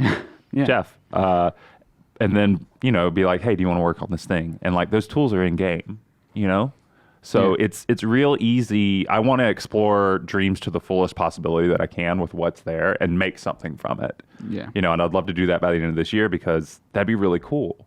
I really want to see what I can do with it. Fava, do you have any plans to feature your Chaplain butt in any premiere game? Yeah, now I'm obligated. Yeah, I would like to just, not make a full game, but just I'm interested in kind of the small, kind of like Mario Party-esque little competitive multiplayer games. I think it's really easy to make something fun when you have multiple players goofing around and stuff. And I just want to make goofy, weird, fun stuff with it. Yeah, have you played Hammer Time yet?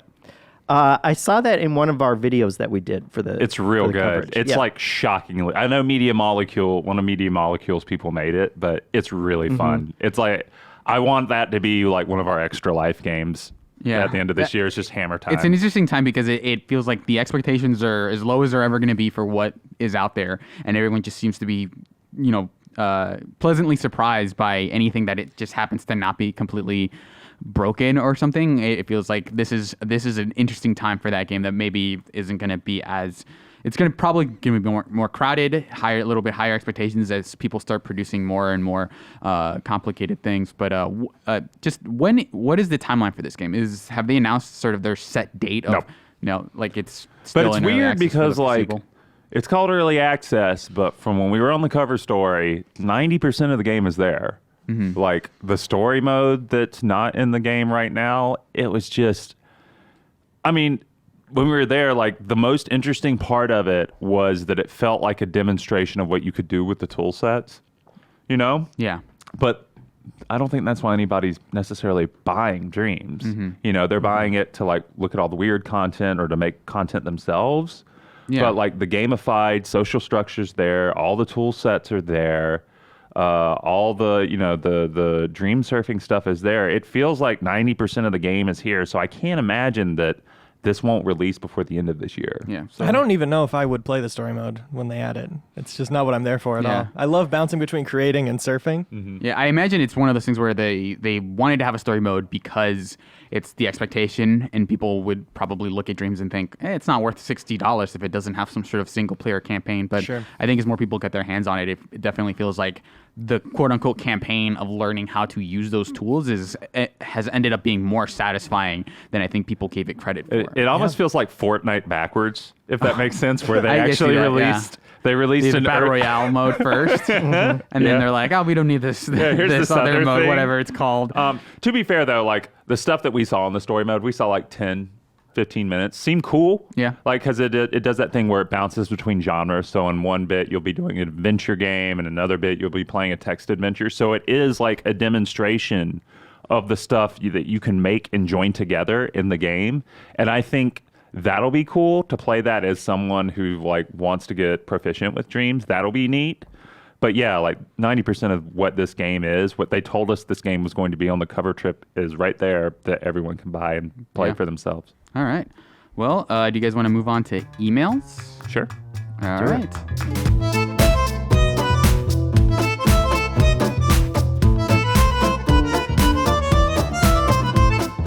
Welcome back to the show. It's time for some good community emails. I'm joined by our esteemed panel of email panelists. We've got Jeff Marchiafava. Hey. We've got Daniel Tack. And we've got the big dog himself. We've got Ben Reeves. That's right, returning champ. Medium-sized dog, comparatively, but we still love you. Oh, thanks. Fava, what kind of dog are you? A Labrador. All right. That's a good dog. Got to eat. That's a good dog. Big Best. Labrador's got to eat. We've got some fun community emails. As you know, if you want to send anything you like, anything that will make the show better, to podcast@gameinformer.com. Emails, questions, comments, games we've been doing a lot of lately. Those are always fun. Dreams. Dreams. The if you want games to send us always win riddles. the email riddles. of the week. So if you want to win the email of the week, send a game because That's right. Dares. Legal evidence for whatever court case you might be working on. If you're a lawyer, Wow. redacted documents, highly classified government secrets, whatever you want, whatever makes this show is- better. This is what happened when Hansen leaves. That's right. I'm soliciting He's those going to come hot back government to all secrets. these illegal secrets. And people will be compelled to send them to me because they have to legally. How many times have people commented on Handsome Being Gone so far this podcast? We did it at the beginning, but I don't think people. No one I have cares. not We're heard any over of I the it. think comments people to the don't even show know yet. he's gone. Yeah, actually, That's right. I'm able to. I'm Don't even aware bother of bringing all it the up. comments on the YouTube video as they happen, which is a weird thing a power that I didn't know Hansen had. So Amazing. the host power is incredible. Well, what And- do we do? Do we rank these emails? Or what do So every week we pick the best email out of this entire bunch. I've got a couple pages here, and we put them on the big board, and we call them God's Country for It's not whenever very- we reference them. Not a very big board, that's actually. right. It's a board. It's a little big planet. Yeah, it's a little big planet board. All right, starting off real quick. Forrest Brown from Springfield, Missouri says, "Listen, I love the show, but I've got a problem. Whenever I submit an email for the listener mail segment of the podcast, I get really excited at the prospect of you reading my email. So excited, in fact, that I find it nearly impossible to focus on the content of the other emails until mine is read. So if you could read this one first, I'd greatly appreciate it." And you just do whatever he says, don't you, That's Cyril? right. Well, to be fair, Leo was picking these emails, but we We won't got talk it out of about the that. way. Oh, way It's to go, there. Leo. It's done. You can enjoy the rest of that's the it. show. Whole email. Make sure to drive safe if you're driving, or for some reason I assumed he was driving. Yeah. Get home safe, dude. Yeah. Dan from Seattle says, "Hey dudes, after hearing the news about Wired getting to sit down with Mark Cerny and talk about the new PlayStation, then hearing you guys speculate on the name, I wanted to share my thoughts, read Pipe Dream, about the name. Imagine at E3, Cerny comes out and unveils the PlayStation. Not only is it their next-gen console, but it's fully backwards compatible with all PS1, PS2, PS3, and PS4 games. Woof. What do you guys think? Do you think how extensive? Woof? He says woof.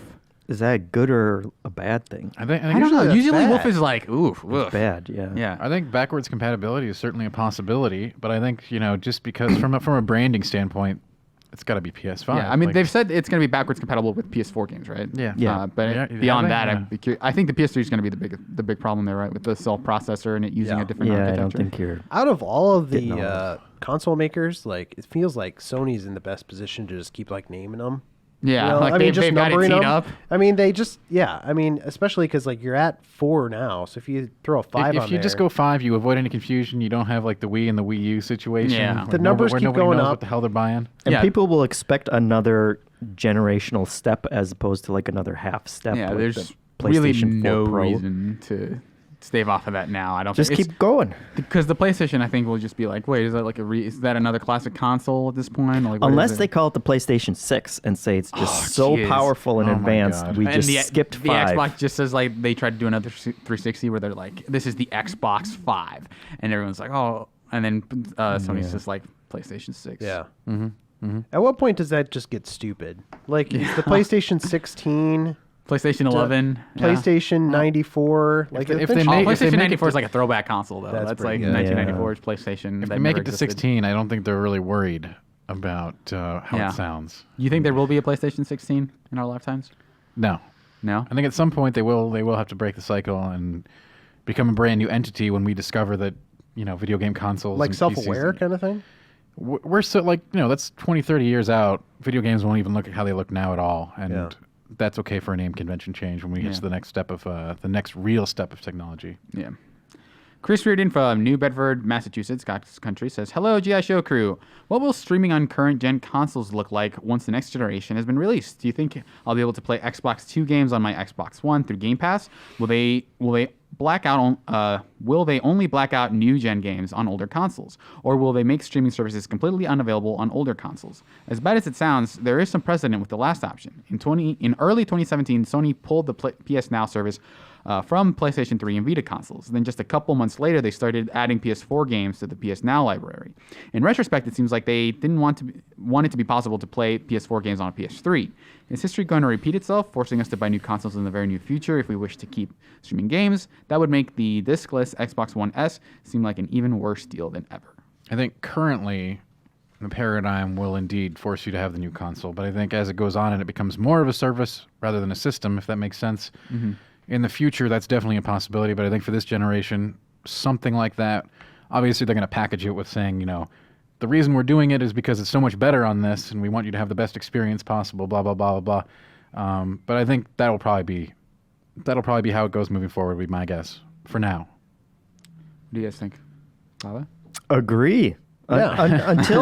Until like a Sony or Xbox comes out with something, I think that's dedicated to game streaming and nothing else. I don't think, like I could see something like that working for Google's Stadia, where there's really not any hardware involved with that. But I don't think you're going to be streaming PS5 games on your PS4 just because I don't think. I mean, I guess you would have to build more of that functionality up on the older consoles to begin with. They'd have to basically reverse engineer it for older consoles, Going forward, it might happen, though. I mean, I know there's some speculation that the new Xbox could be like the one, like... The streaming? Yeah, streaming, and then so theoretically you could stream next gen game on there. What I want to see is just, like... I hate the slow rollout of that stuff with, like, games. Like, they're like, all right, here's 8 games that you can play from our old system. It's like, just release them all at some point. And just have them all up there. I want that trailer, the trailer for the Smash Brothers. Everyone's here. Yeah. That's what I want, but like for PlayStation 1 games, like every game is here. You can play them all. Yeah. That way they can kind of skip that weird console that they released that wasn't as good as the other. Yeah, I think that's just a function it's called of... the Vita. Yeah. Exactly. Like carrying over those games can't be automated. I think they are having to go in and fix certain things for individual games. So theoretically, that would be less of a problem in the future if they were building for that to begin with. I think but all like this game streaming stuff, like that tech still doesn't work as great well as it yet. should. Yeah. Considering how far removed we are from something like OnLive, which Kyle did an excellent write-up of online and in the magazine, it seems like that technology should be further ahead than it is. Wait, did Hansen leave for 1 week and now we hate streaming? Is that what happened? Yeah, I think that's what happened. Oh, okay, yeah. We were totally against it. We're not There's beholden no to his future views here. anymore. There's no future in streaming. Absolutely none. Jared B. from Mahomes Country, Kansas country? City. Yeah, Mahomes Country? Yeah, I don't know. Something that comes up in sports, and specifically the NBA, is who is on the Mount Rushmore of all-time greats. So let's do this for games, as incredibly hard as this may be. What games are on your Mount Rushmore and why? That's franchises or just specific it says games? What games? This is so much more difficult to answer than I could have imagined. His 4 are Zelda, Ocarina of Time, BioShock, Bloodborne, and Super Mario World. You can put whatever restrictions you want on this, such as only putting 1 game per franchise on your Mount Rushmore. I thought it was going to be people that you're putting. Why would you put games on Mount Rushmore? Because in our corporate future, like, brands are all that matter. People are brands. Yeah. Okay. So is it you're like um, carving the like cover of the game onto the side of the mountain? Yeah, that's How a does that really work? bad or some mountain. like whatever symbol of whatever, like, let's say for Super Mario World, you just put Mario on there or something. That's sort of what I imagine. See, that's a character. I can get behind Yeah, characters. if it's I understand characters, that makes sense. But let's stick to games. I can do it for games. Yeah. Bloodborne, Link to the Past, StarCraft, and World of Warcraft. 2 Blizzard games, huh? 2 Blizzard games. That influential. All right. It's really good. Bobby, you got your 4? Mario. Which one? I thought we said series. You have to pick a game. You have to think pick we a said game. specific one. game. You have to pick a game, but you can Mario self-restrict. World, Super Mario World. Link to the Past, Red Dead, one of them. Okay. Which one? Oh boy, now you're killing Gun me. ahead. Yeah. I'll stick with the original for now. Okay. And then, good lord, I don't know. Just play so you'd sell that space. I'm just gonna stick to 3. Okay. Okay. You're Mount just put Rushmore. Chrono Trigger on there and play it safe. You know. Yeah. Yeah, he just has it for rent like a billboard. Reeves, what would you pick? I'm gonna, I guess, go with Ocarina of Time, Metal Gear Solid, XCOM, and Which XCOM? The first one? the first for Axis one. Okay. All right. Enemy Unknown. I believe. Enemy Unknown. Yeah. Wait, what did I even say at this point? And then a don't even- fourth one. Let's say Portal. Okay. Oh, I think my 4 would probably be Resident Evil 4, Street Fighter 3, course. Ocarina of Time, and Metal Gear Solid 3. Sure. Wow. Real quick, a question I thought he was going to say is like, who are the 4 people in the industry people. That's who what I deserve to thought be on too. Mount Rushmore? Yes. Which Yeah. I think is a more interesting question. It's So a like, lot harder too because I want to be able to look that up first. Sure. So I can. Yeah, there's Obviously, a it's lot of like people. Miyamoto, right? Miyamoto. Oh, who do you go after that? John Carmack. I could see John that. Carmack? Yeah. Yeah. Yeah. Okay. I would allow it. Maybe Will Wright. There's too many. Like I can't Yeah. do this one on the And fly. then obviously Cliff Bleszinski. Naturally. Yeah. So those are the 4, yeah, right? Yeah, that's You right. did it. The boss key man himself. See, like there's just too many good figures. I think you need more time with that one. Yeah. I don't think so. I think we nailed it. I think, No, yeah, I we think we got nailed it. Well, Noel you've got from, yours. Noel from Sacramento, California says, "Hey, GI Crew, listening to the Star Wars discussion the other day made me think about how big of a risk TIE Fighter was. X-Wing had been successful, and the flight simulators were definitely in vogue at the time, but playing from the perspective of the Galactic Empire, that was an awful risk, Lord Vader. Timothy Zahn's Thrawn trilogy was wrapping up as TIE Fighter came out, and those books were the biggest thing Star Wars had in years. So it makes sense that the Imperial perspective could be successful, but it was a gambit that paid off, as TIE Fighter is still in consideration as a top-tier gaming material to this day. What other major gambles in gaming paid off or didn't? Final Fantasy going to Sony, Valve not being able to count to 3. I don't know if that's a gamble. Gamble? Mario going 3D, No Blood in the SNES, Mortal Kombat, Anthem in general. Thanks. Would love to hear your thoughts. I would imagine that Anthem's gambit has not necessarily paid Right. off. There's got to be like thousands of these. Like, Also, there are so Mario many- going 3D isn't really a gamble. It's just like the industry was doing It kind of that. had to. Yeah. Like whether Yeah, but it was still a bit of a gamble because like no one had really done that or figured that out at that point. You know. Yeah. It was eventually going to happen. Yeah, I right? don't, Yeah. I don't think mean, it was like them going like, we're going in this crazy new direction Sure. to complement our console that's 3D. We're going to make a 3D Mario. Whatever, yeah, it's a huge gamble. Nintendo making a Mario game. It'll never happen again. I mean, I think the perspective shift was what Papa was going for. Yes. I know what he's going for. I think to me one of the biggest gambles that I remember was Resident Evil 4, like moving more towards action and less into survival Yeah, see, horror, I changing still, the perspective. I still wouldn't consider that a gamble. Really? I mean, Why? It's certainly a change in direction, but a gamble to me is like something completely. I think there was. I think there was a gamble in that. I think because that series was so established as an adventure game, and then basically shifting towards we're going to that's- make it more action oriented and maybe scare off some of those fans, and that perspective was like untried at the time. The over the shoulder Sure. camera, a lot of people weren't doing. So I think there's a lot of risks. If in we're counting that Resident as a Evil 4. gamble, then I guess Warcraft going to an MMO, Yeah, that's, Yeah, I would that's a say, good one. especially considering the scale of it, I think it Right. was a major which they were gamble. certainly not prepared for. If Yeah. you're hearing the stories for that, yeah. What about just like Valve shifting focus to Steam early on? I it's think like- just launching Steam at all, like saying, Yeah. hey, instead of just giving you the file you download, we're going to have this storefront that is Right. going to lock your game to this account. I think it was huge at the we're time. not just releasing games; we're like building a platform. Yeah. These all That's- sound like huge, like innovations. I don't know if I'd call them gambles. I mean, there was the risk, I think, with that they would be, because like Steam did not launch well. Like it like- went poorly for them. So they could have lost a ton of money on that investment. Okay. But I don't know, Tag, what would you say is That's a fair. big gamble? I don't have one offhand. Okay. Like I'm sure there are some really notable ones. Like and these can count, by the way. I'm Okay. not defying the fact that these are gambles. I'm just saying, like, I guess anything intrinsically when you're putting out a product that you have no idea how it's going to be received or played over the Yeah. years, they're all intrinsically gambles, right? But like, I don't know.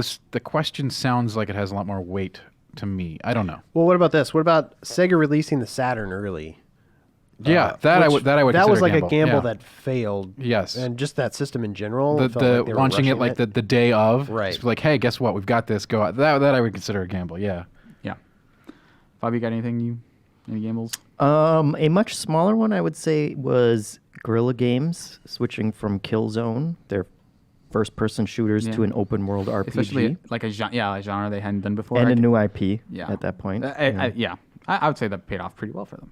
Yep. James from Cincinnati, Ohio, God's country, says, "Hi Ben, Suriel, Dan, and Reiner." He was 2 for 4. That's not bad. Oh, I mean, technically, Reeves is a Ben, right? That's right. That's I there it think he is. was referring to me. There Yeah. it is. Close enough. I was happy to hear Joe give some love to Final Fantasy X last week. People give a lot of well-deserved credit to 4, 6, 7, and 9, but 10 is my personal favorite due to its surreal, non-traditional fantasy world. My question to you is, what games do you feel are underappreciated or overshadowed when compared to other games in their respective series? I feel like we get this question a lot, but I'm going to go with Dark Souls 2 right off the bat, since Dark Really? Souls 2 is awesome and Dark Souls completely 2 is good. underrated. Yeah. It's not my least favorite From Software game, but I remember people being super People still not are into it. People still Yeah, say it's that's like the worst Souls game. commonly Really? listed Yeah. below most of the other games Huh. for sure. Is it just because I talked to you that I have this? There's this Reverence for that insane. one? There's an insane sentiment, like the B team created it, so it's automatically Yeah, bad. not and directed by granted, Miyazaki. there were some missteps in the game with different stats and all that kind of stuff, but it is still really, really, really good, and I think it's better than some of the other ones. So The one that comes to mind for me is Zelda 2, the NES one, Mm-hmm. that I went back to a couple of years ago and finally beat, and I'm like, I have a much bigger appreciation for that game. It's actually neat. If you think about it outside of the Zelda formula, it's a really neat, unique game that I hope they come back to at some point and explore that formula again. I'd love to see them remake that. I'm pretty sure this is the first time I've ever said that on the podcast. and as far as since Final Fantasy is already on the table, like Final Fantasy V, I think is I was gonna say Final Fantasy V. There you go. All Job, right. job system was awesome. It's probably Yeah, my yeah. favorite retro one for sure. Fava, what do you got? I mean, I guess people seem to fluctuate on Super Mario Brothers 2. I have always Yeah. been in the camp that it's Controversial entry. It's one of my favorites. So I'd say that. I'd say probably any game in the Uncharted series that people overlook is probably better than most games. Period. So 3? So 3, I feel Yeah, or- 3 is I feel like the one that's that's overlooked. Yeah. I mean, people make fun of 1 too, That's but true. that one is a little bit more janky. Where 3 it's close to 2 in my mind and how good it is, but people act like it's like a piece of crap. yeah. I think it's because it was towards the end of the PS3's life cycle, so it was less graphically impressive. And I think because it had a lot of the same beats as Uncharted 2, it felt like an also-ran Right. to that game. But yeah, some interesting perspectives there for sure. I'm not passing time while I wait for the next question to figure out what I'm looking at it. Kern from Trinidad says, in Trinidad, we don't have to deal with data caps or bad ISPs. Only downside is for years, our internet was within the 5 megabyte upload, 5 megabyte download speeds. It's only within the last few years we got fiber and speeds that are now compared to 2 to 100 megabyte uploads and downloads. That's a really wide range. My question, do you guys ever worry about the future of online gaming or gaming services because of things like bad ISPs, data caps, data speeds, and stuff going on in the EU, like the Article 13, etc.? Sure. I certainly worry about Article 13, but as far as data caps go, eventually the world's going to figure that out.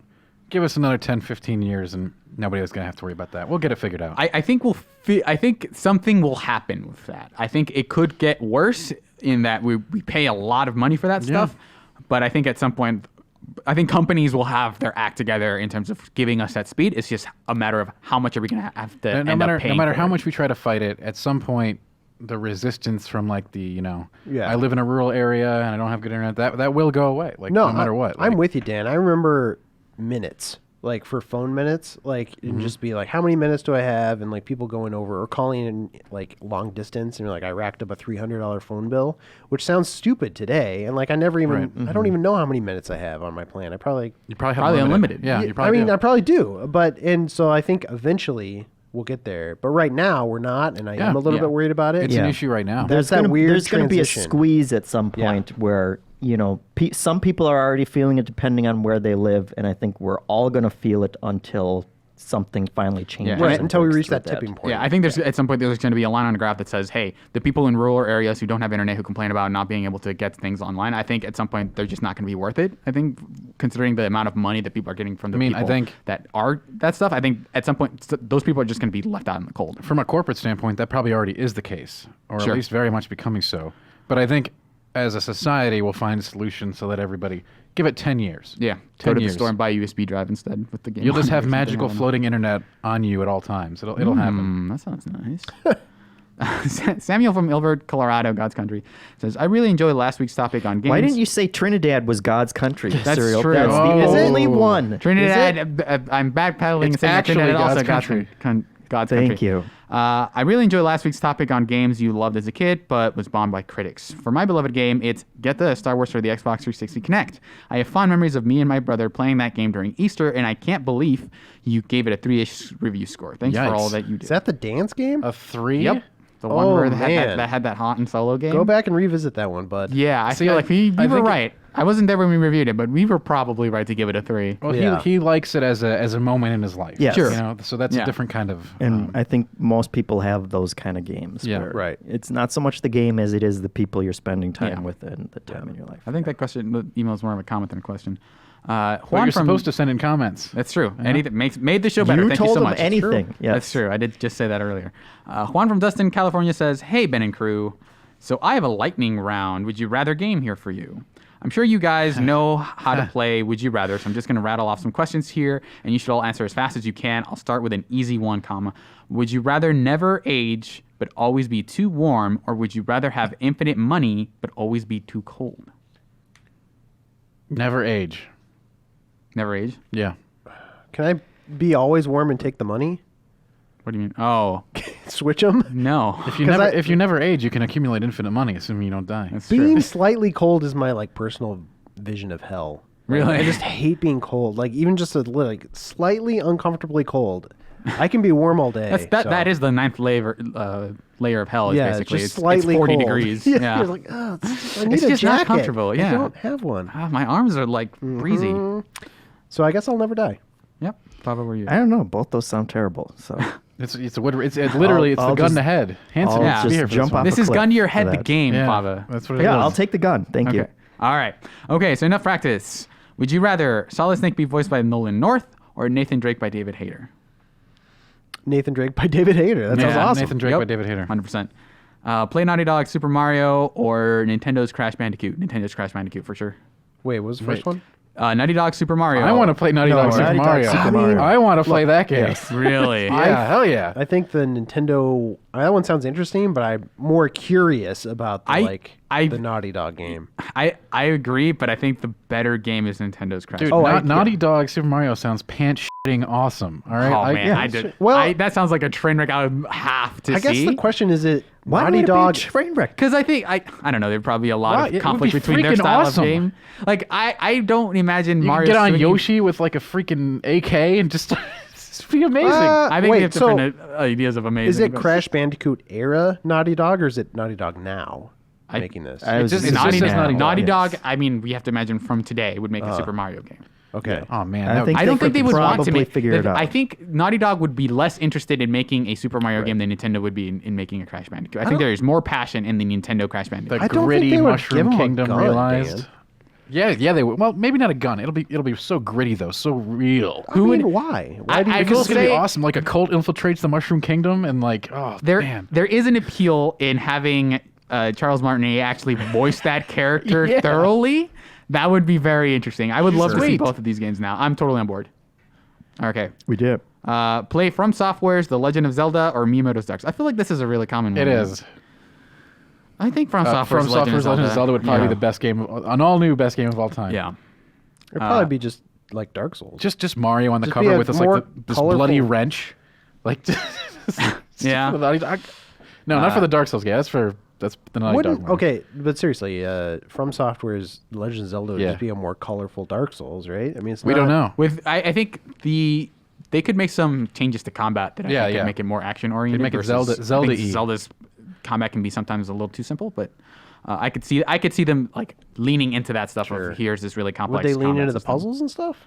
I could see them doing like they already have sort of puzzles. They in already their have like games, Zelda yeah. base level puzzling. I'd be interested to see what like a block puzzle designed by Miyazaki would look like. I could live without play it. seeing one of those, but the rest would pay off for it. Yeah, some mirror puzzles where you have to guide a light. Play Ubisoft's Metal Gear Solid or Kojima Productions Splinter Cell. Kojima's Splinter Cell. Yeah. Wait, what was the choices?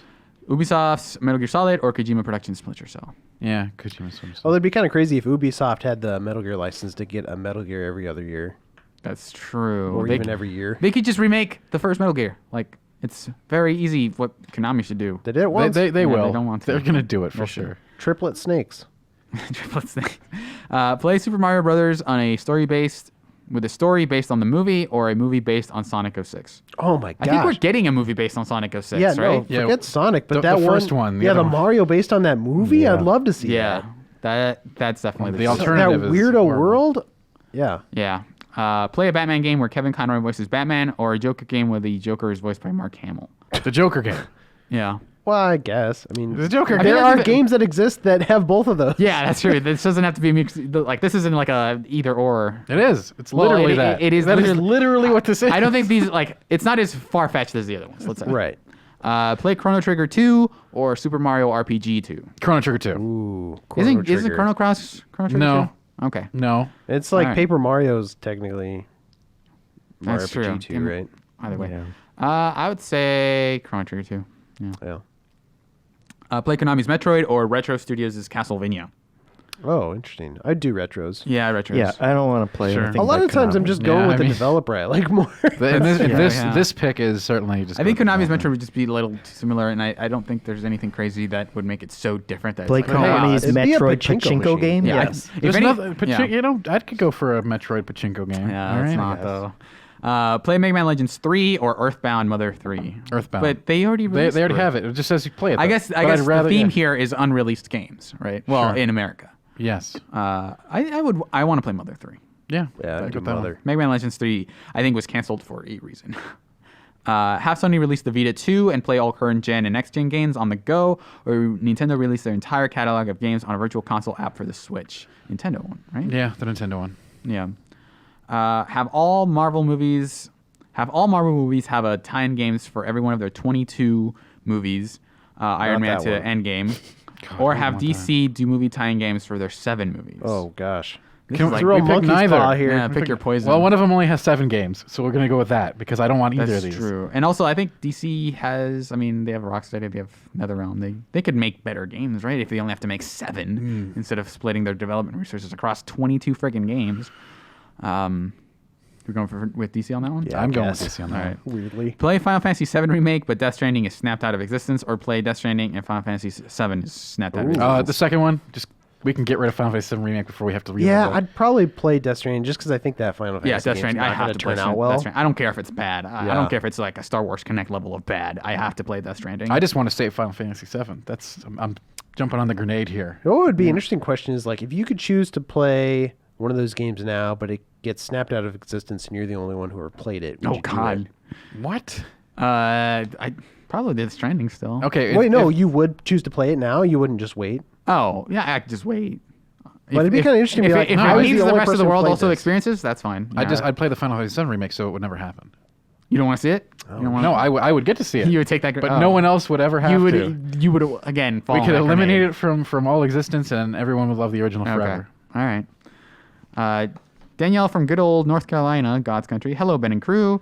I know the discussion about grilled cheese with mayo was a big hit, so I thought I would bring your attention to another wonderful creation. Banana and mayo sandwiches. Don't knock till you try it. Onto the meat of the email. Bologna sandwich. Dantag brought up the game Labyrinth of Refrain, Yeah. Coven of Dusk, a couple months ago, and I finally got around to playing this crazy dungeon crawler. Thanks for the recommendation. Anyway, it got me thinking, if a Labyrinth was below Game Informer and all the staff were puppets, who would make up your team? I'm going to go first. Maybe I don't understand. I don't know the game. So you collected. Well, Labyrinth of Refrain, you could have if you had 9 to people. explore a so- dungeon, basically, let's say. with fellow coworkers. It's a yes, dungeon how, does he mention how many people? Is it like a How many team of people 4? could follow It's you? not. It depends because you can have character size is different, but you can have like 9. Okay. Like 9? Yeah, which That's is like way half too the Go much. with, staff. let's go with 3. Okay. Does that work? 3 other Sure. coworkers. Yeah. I think my choices would be Bert's, I think he has a lot of practical skills. Yeah. That would be very helpful in navigating that dungeon. I think he can take a hit or two. Yeah. And give one. Yeah, that's right. I would take Miller. I think he would have a pretty good knowledge of like arcane secrets and lore. And then who would be my last? I think Shay. He feels like he's Fodder. I would describe him as somewhat swole. The scout. He'd be strong. Yeah, the scout who could lift things up. I think his power would be like move the rock or whatever. So that would be my three. Who would you guys go with? I would say Miller for the same reason you said. Reeves would be my fighter. Fighter? And then Leo, just because I like him. I like you too, Jeff. There we go. Nice. Yeah, I'd pick you guys just because I want to have a good time. That's a good one. Yeah. I don't care if I actually make it through this dungeon. I just want to have fun. Best buds. Tax thinking. I actually need more time with this. Okay. Really? I do. It's just a stupid email. You can't answer. No email is stupid. No email. Everything is stupid. makes the show better. We're gonna circle back on this, right? And I expect a thorough answer from you. Okay. Philip Steyer rhymes with fire from Springfield, Missouri. God's country. Hello, all. Love all your work. With games evolving more over time through approaches such as games of service, timed events, and DLCs, do you have any insight into how the ESRB rates games with content that comes and goes? Has their approach or timeline of when rating a game is decided changed over the years?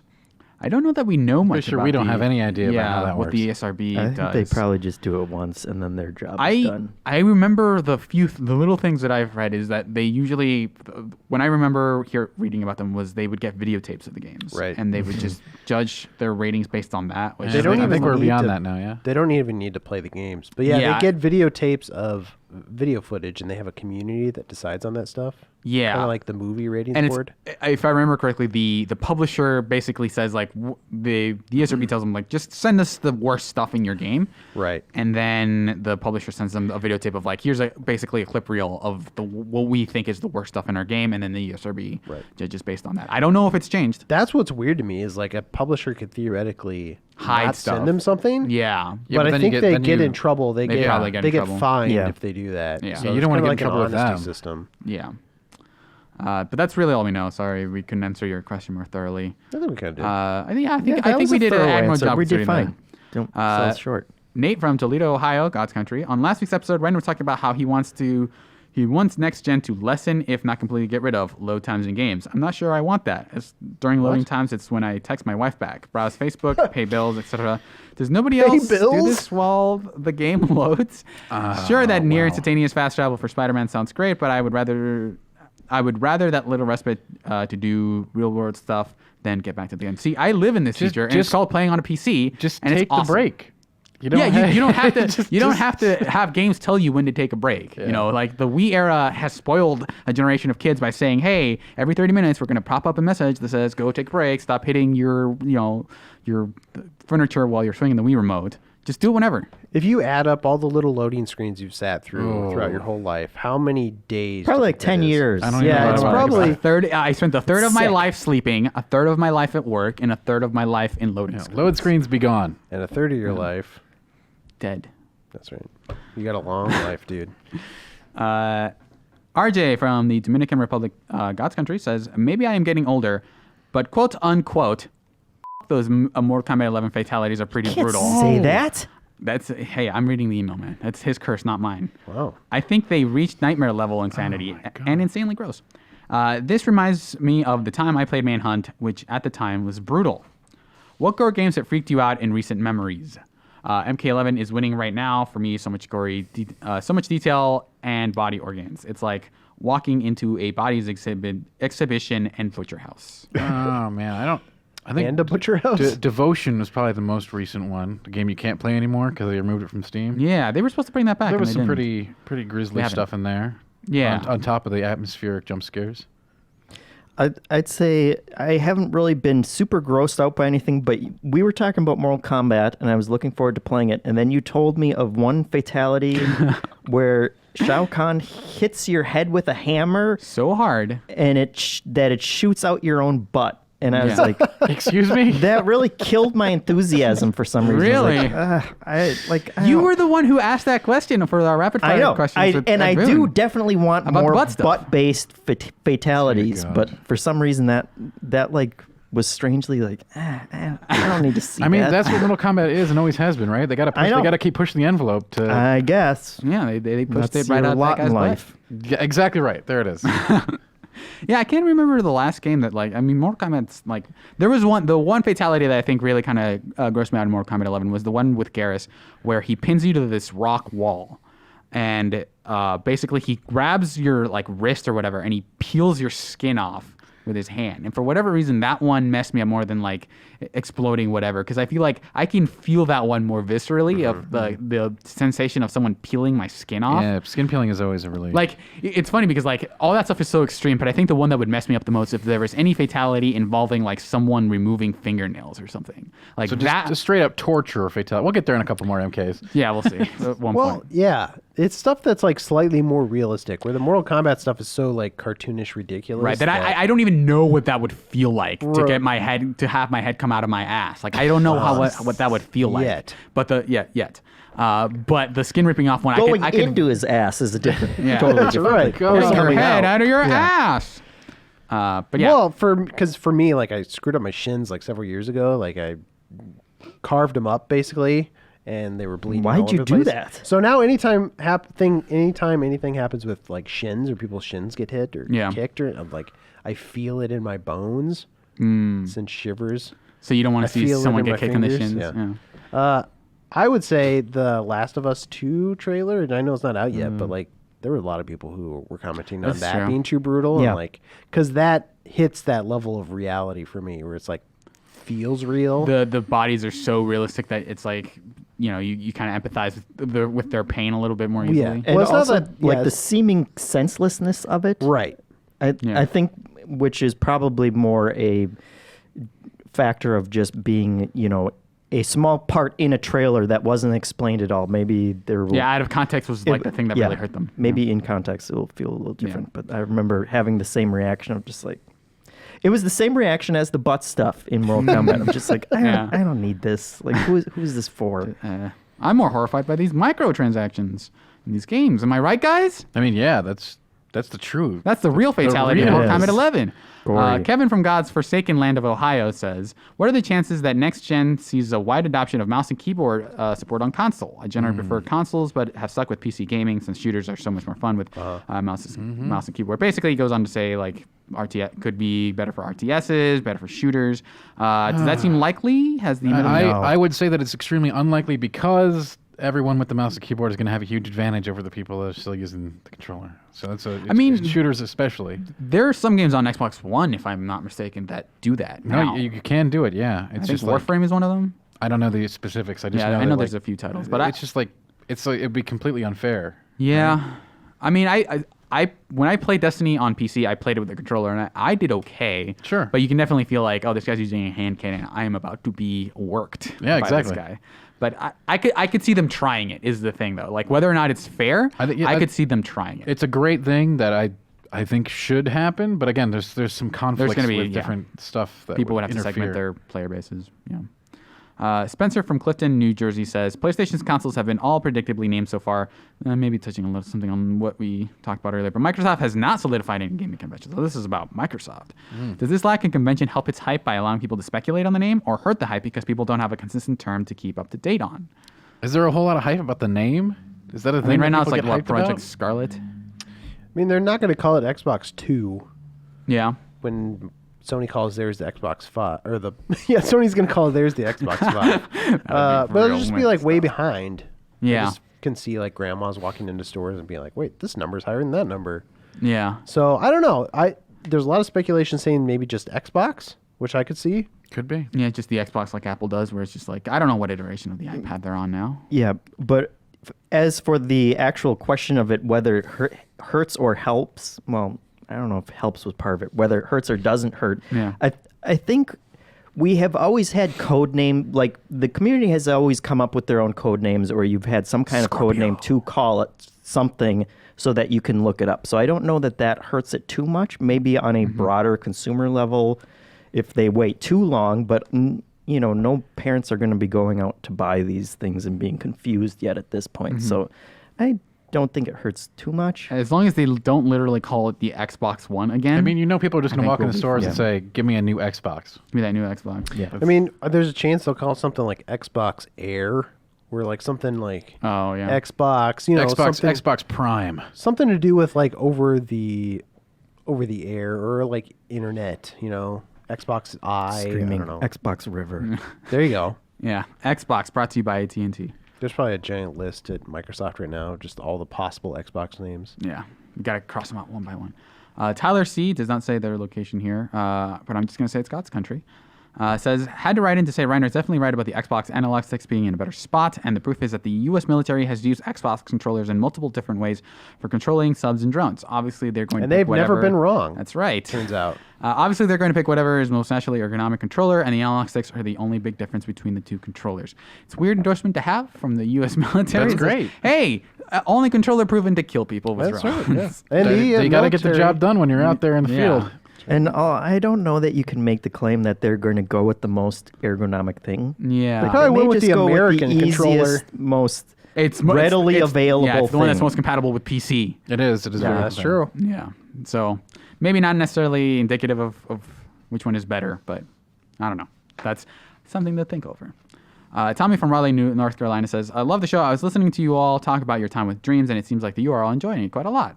Bob was on that That is discussion. true. How did you get an email about that already? Yeah. I mean, he said Faba was wearing a nice white shirt with a little logo on it, and Oh I my thought it was God. very cute. Wow. My question, I told you, I have these comment powers now. Oh. My question to you is that have any of you considered learning how to use an actual game engine like Unreal Engine or Unity? If not, why?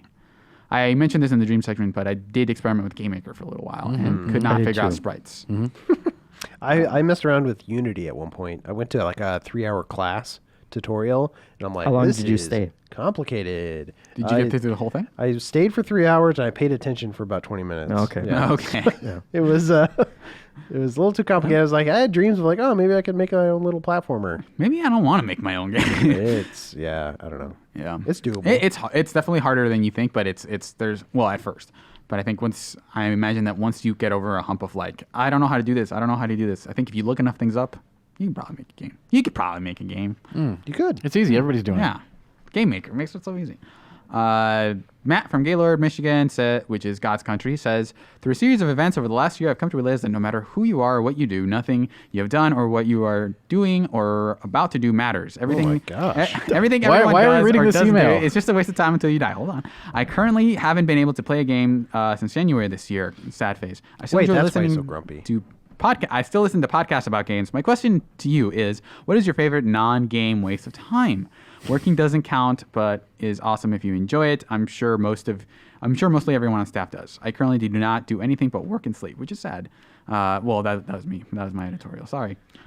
So I have no ways to sway your answer. Love all of your content in the magazine. Well, What it's counts like as a waste of time? Thanks for reading. hobbies, anything you do to kill time. What's your favorite thing that is not gaming that you use to kill time? I mean, would everything count as killing time on some level? I mean, in an existential sense, We're all sure. kind of killing time until we die, I guess. yeah, right. until it kills us. Nothing matters. I mean, that's what the email said. Yeah, I like cooking sometimes yeah. and reading comics. Those are all good things. I spend way too much time on board games, Okay. and I like crossword puzzles. What's your favorite board game? I don't know. Don't put me on the spot with these kind of No, impossible aren't questions. they Can tough? you have recommend a way board too many- game? That's like a whole different. What's a board game? Segment. What's a board game you like? What are you playing now? Yeah, that's fair. That's fair. I like. Let's see. The last thing I think we played was Carcassonne. There you go. A classic. Classic game. Tech, What's your what do you favorite do when you're- crossword? When you're not What? learning? I What's like your it. favorite crossword? Okay. Be quiet, Reeves. No, it's We're okay. moving on. What is your favorite crossword? I want to know now. No, I just do like the universal crossword. Okay.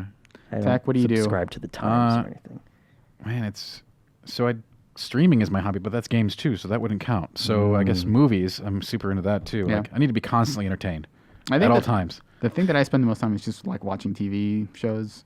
I have a running list of like, hey, here's.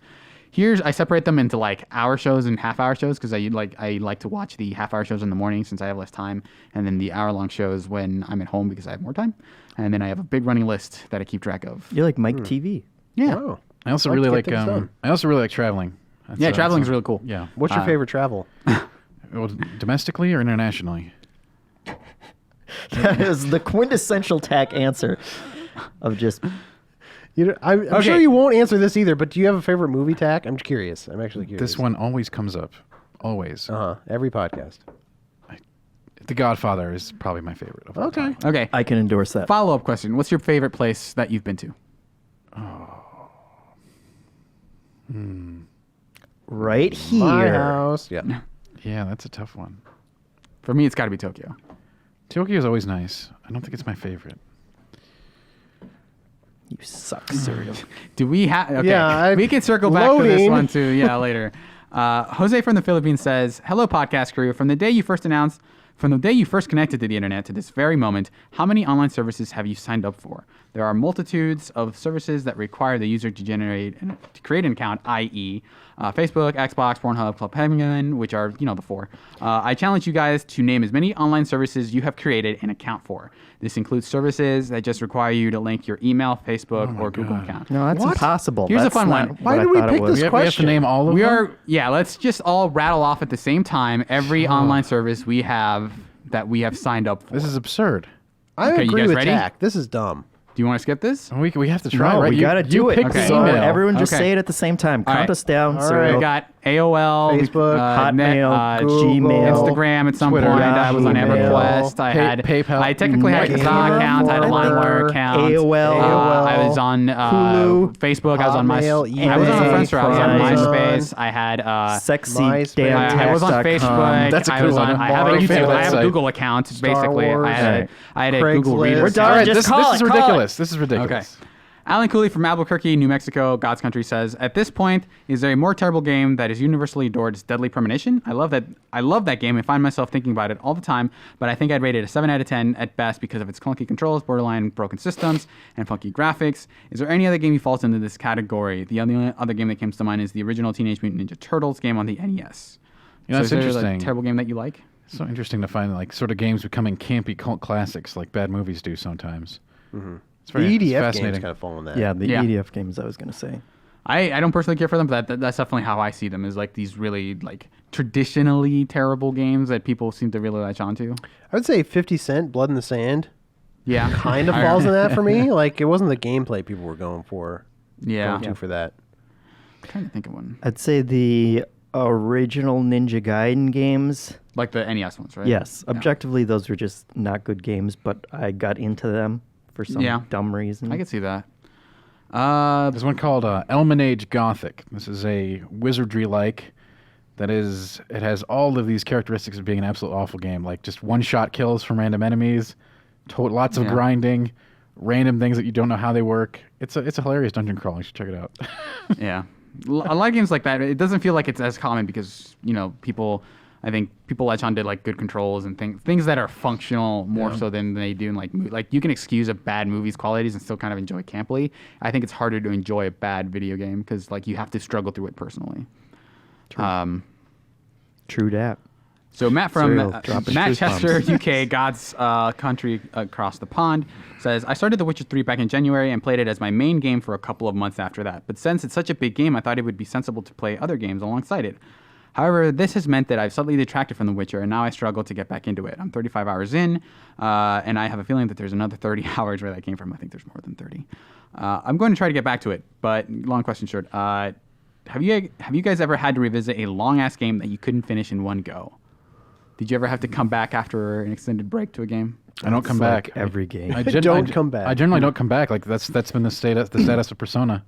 You know, I hit that Persona 5. I hit it hard for like 2 weeks. Got super far, 80 hours in, and then one day you just drop the controller and that's it. You gonna play that new Royal died version? right there. Did you know I it was don't going to be know. your last time touching that No, I controller? didn't. I didn't at the time. But then I got into it. I was on like they're like, okay, I got a review.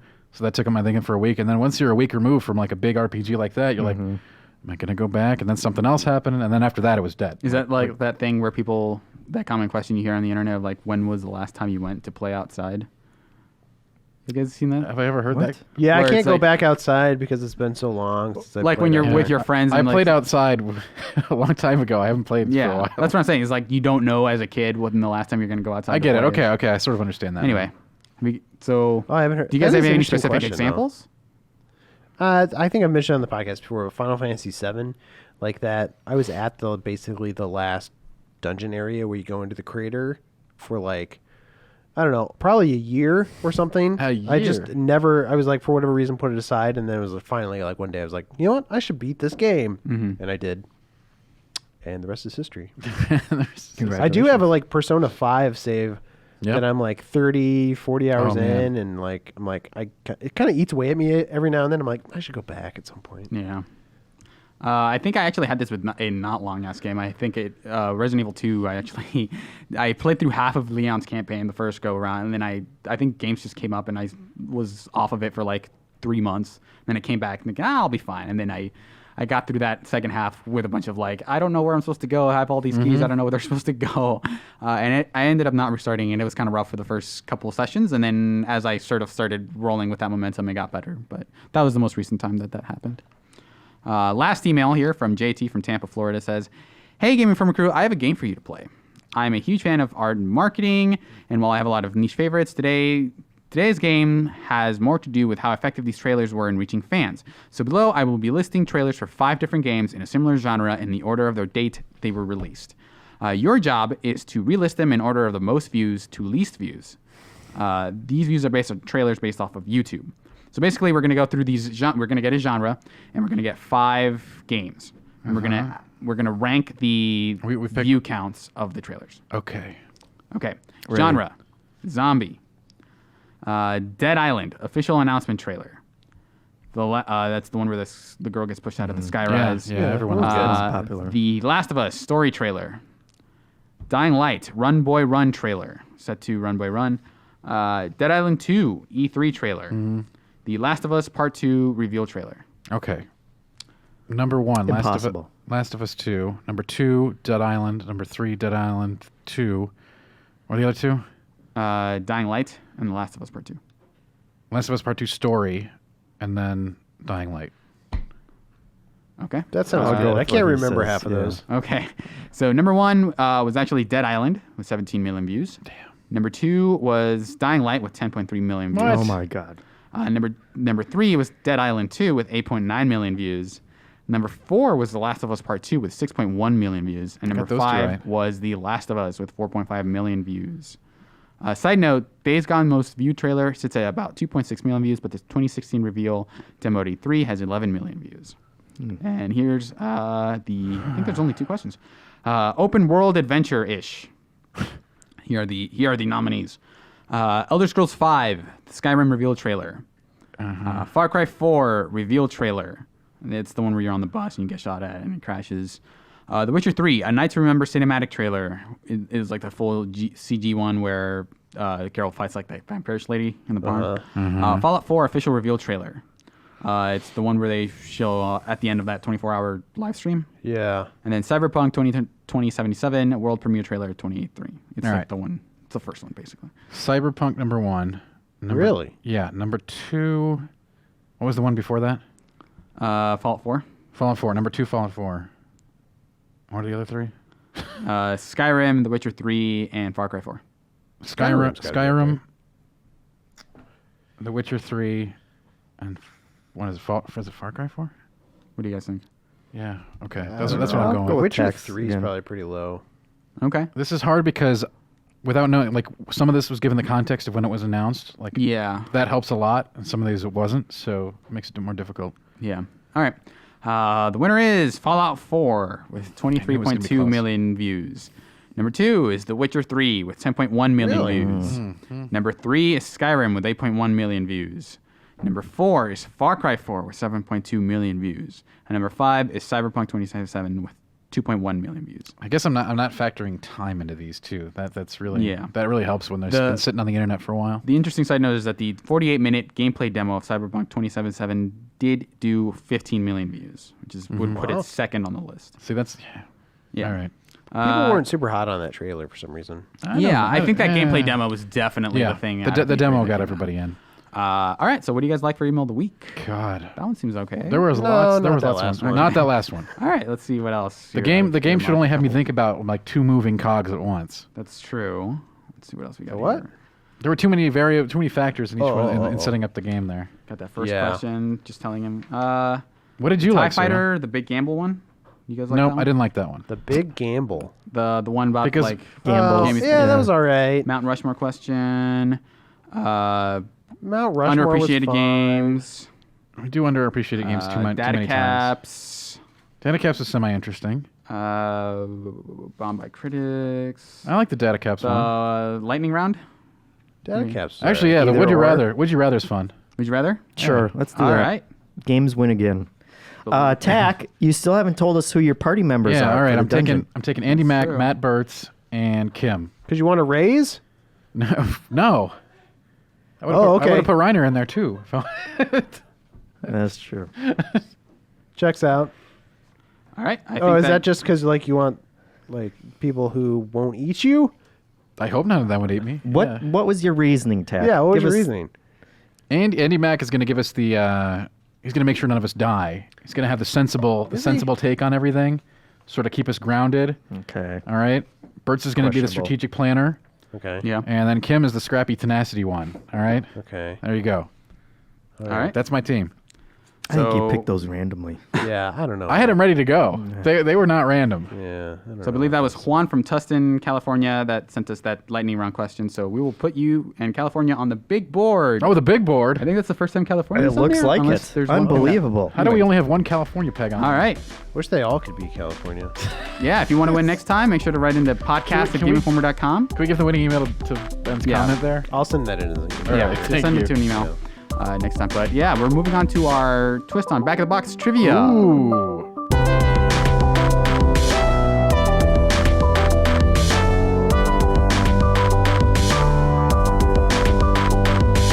Welcome back to the show. We have a special segment looking here. up there? 'Cause that's Who are you where- You're talking looking at to? yourself. Yeah. Sir, who are you talking to? It's so I know what I look like. It's the audience. Sorry. You guys are the only people I care about. Oh, wow. We have a special segment, Back of the Box trivia, but with a twist. We're going to use Steam reviews instead of the Back of the Box. Oh. So this is experimental, I will say. Oh, Who geez. thought this was a good idea? Because I had to be very careful about which reviews I use. So the idea is that we're going to get 2 reviews for each game. I'm going to read them to you, and the first one's going to be a little bit more vague. And the idea is if you can guess the game based on the first review, you get 2 points. If you can guess it after the second one, you get 1 point. And we still have to buzz in and only get one shot? Yes. Okay. And if we And, can't guess at all, If you can't guess it all, I guess we'll move on. and if you're the last person standing, Yes. No, I'm not doing that. I will not You participate. have to do- I will not participate in that have to. ridiculous. I don't think you You- get points if you don't do it. Yeah, I've been docked points before for not doing it. Okay. But what do you have to what do? is it? I could get used to this dumb thing. Yeah, if you're the last person standing, you gotta put your hands behind No, your that's back an and important Yeah. rule. I Yeah. stick to that. I mean, you are free to disobey that rule, but it is a rule. I don't. And fine. you lose Okay, points. so if you I'm going to don't read do you both reviews. I'm going to read you one review, and then you guys can buzz in if you want. And if no one buzzes in, I'll read the second review. Okay? it. Got it. So first one, not recommended. By the way, I omitted the names here just so, Sure. keep That people's would be- anonymity since people don't want to be revealed. That's right. This one was not recommended and has 0.7 hours on the record. By all means, Blank is an okay game, but it's not really a great game. First off, this game must be played with a controller. The keyboard controls suck. However, even with the controller, I had some difficulty making simple jumps, much less replicating them. I did not feel like I was in control. The controls just felt too loose and uneven. I don't dislike the game because it is too difficult. I dislike it because it was not given the appropriate means to handle the difficulty. The soundtrack is fantastic, and I love the cartoony art style, but the gameplay was where Blank went afoul for me. Does anyone want to guess? Go for it. That could be any game, Cyril. Yeah. It really could. All right. Here's the second review.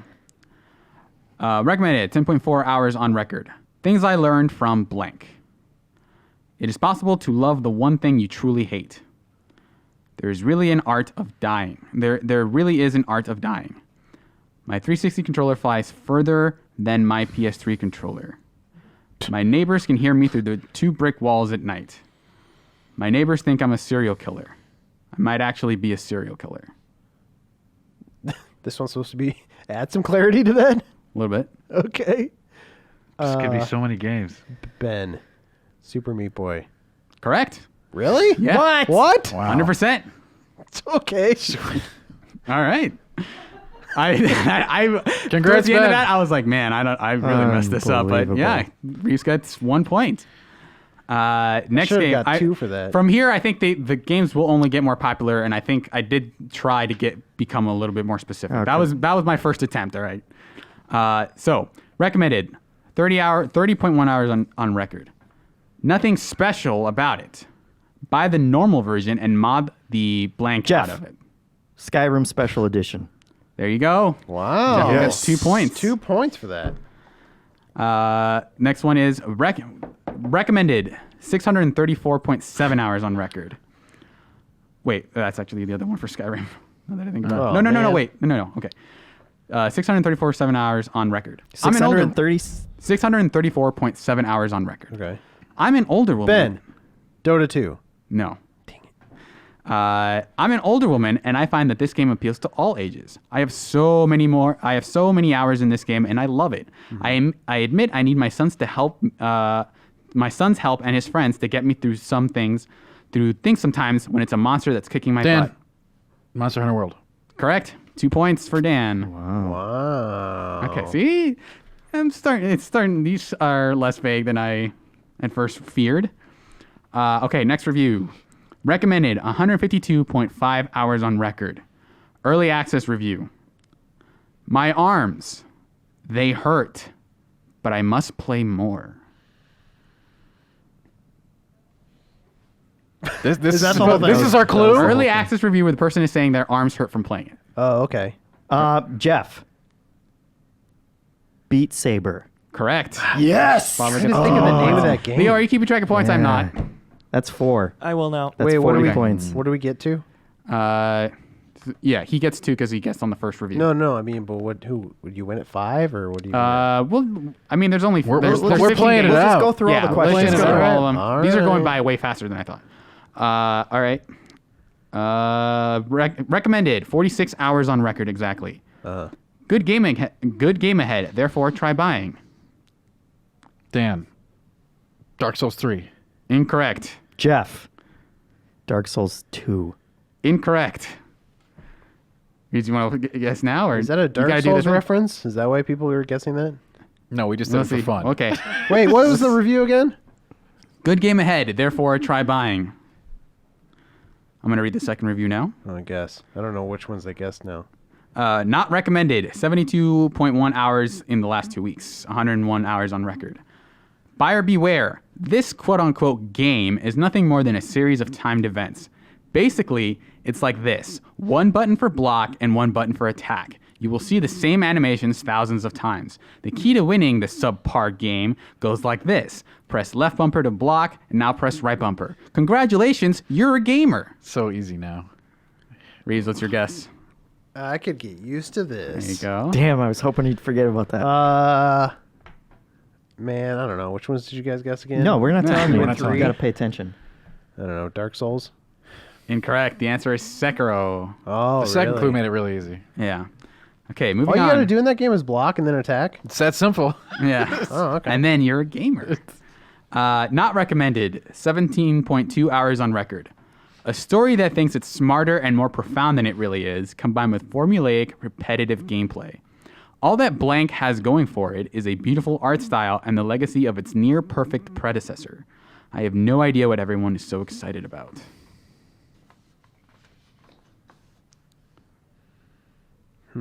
Moving on in 5, 4, 3, 2, 1. Okay.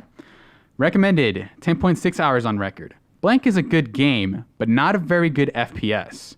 The story is quite nice. I like how they did some world building first. The side character, Blank, was very interesting, and I liked how she wasn't useless as other game companions in other games. The design of the world is very nice, even though the graphics are outdated and it shows. Gunplay was okay, but not as satisfying as other FPS games. Even though the ending was kind of weird, and the fact that the second part of the game is more action-focused, I'd recommend this game. Get it on sale for very cheap. Happy face. Jeff. Bioshock Infinite. Correct. Oh, Yeah, deep Wow, cut. gets 1 point. yeah. Okay. Recommended 20.2 hours on record. The Mystique of Blank. Interesting narrative, intense atmosphere, and engaging blank fights earn this game a spot among my favorite FPS. My only minor complaint is that the final boss is disappointingly easy.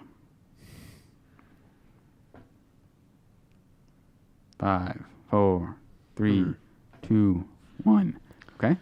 Not recommended. 6.2 hours on record. It really isn't fun. The environments are interesting and enticing, but that truly doesn't make justification for playing. I got maybe halfway through the story and realized I was just going around killing the same variations of enemies.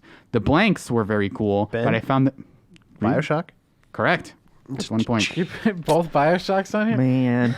Thought it should be a little. I tried to be fun with it a little bit. Okay. Was the blanks the big daddies? Yeah. Not recommended. 4.7 hours on record. Really frustrating game. Guys constantly killing you. Most of the time you don't even know they're near you because of the retro graphics. Aimbot level quickness and accuracy from enemies, even with melee. Beware guys with baseball bats. Basically, you will die a lot. And a lot of the time, it doesn't even feel like it was your fault. Cheap difficulty. Jeff? Go ahead. Hotline Miami? Correct. Probably gets 2 points. Yeah, there you go. Okay. Recommended. 33.1 hours on record. This game cured my depression. The fandom brought it back. Avoid the fandom, Dan. and it's a... Undertale. Correct. What? Nice. Wow. Okay, 2 points for Tack. Not recommended. 24.3 hours on record. I love Final Fantasy 15. Damn it. So do I. We'll skip Jeff. that one. First time, guys. Okay. Recommended. Has not played it in the last 2 weeks. 179.6 hours on record. It's Wait, not hold on. What was the last one? Was it Final Fantasy 15? 15? Yeah. Okay. That was the joke. Well, I just we got it. Okay. It's not about killing zombies. It's about protecting 3 idiots that do everything in their power to die. Dan, Left 4 Dead 2. Correct. Wow. Not recommended. 0 hours in the last 2 weeks. 296.9 hours on record. We love the game. It is a fantastic game. However, every single game is filled with hackers now. I can Dan. basically... PlayerUnknown's Battlegrounds. Yes, correct. What? Really? Wow. Yeah. Recommended. 0 hours in the last 2 weeks. 1,070 hours, 0.9 on record. Ran over a biker and his friend followed me for 3 miles just to flip me off. 10 out of 10. Ben, GTA 5. Correct. I did it. I got 2 points. I did. I did. Okay, recommended. I try to have a little fun with this one. 9.6 hours on record. Ever just go from 2 cards to 20 in one turn? Wait, 2 what? Ever go from just 2 cards to 20 in one turn?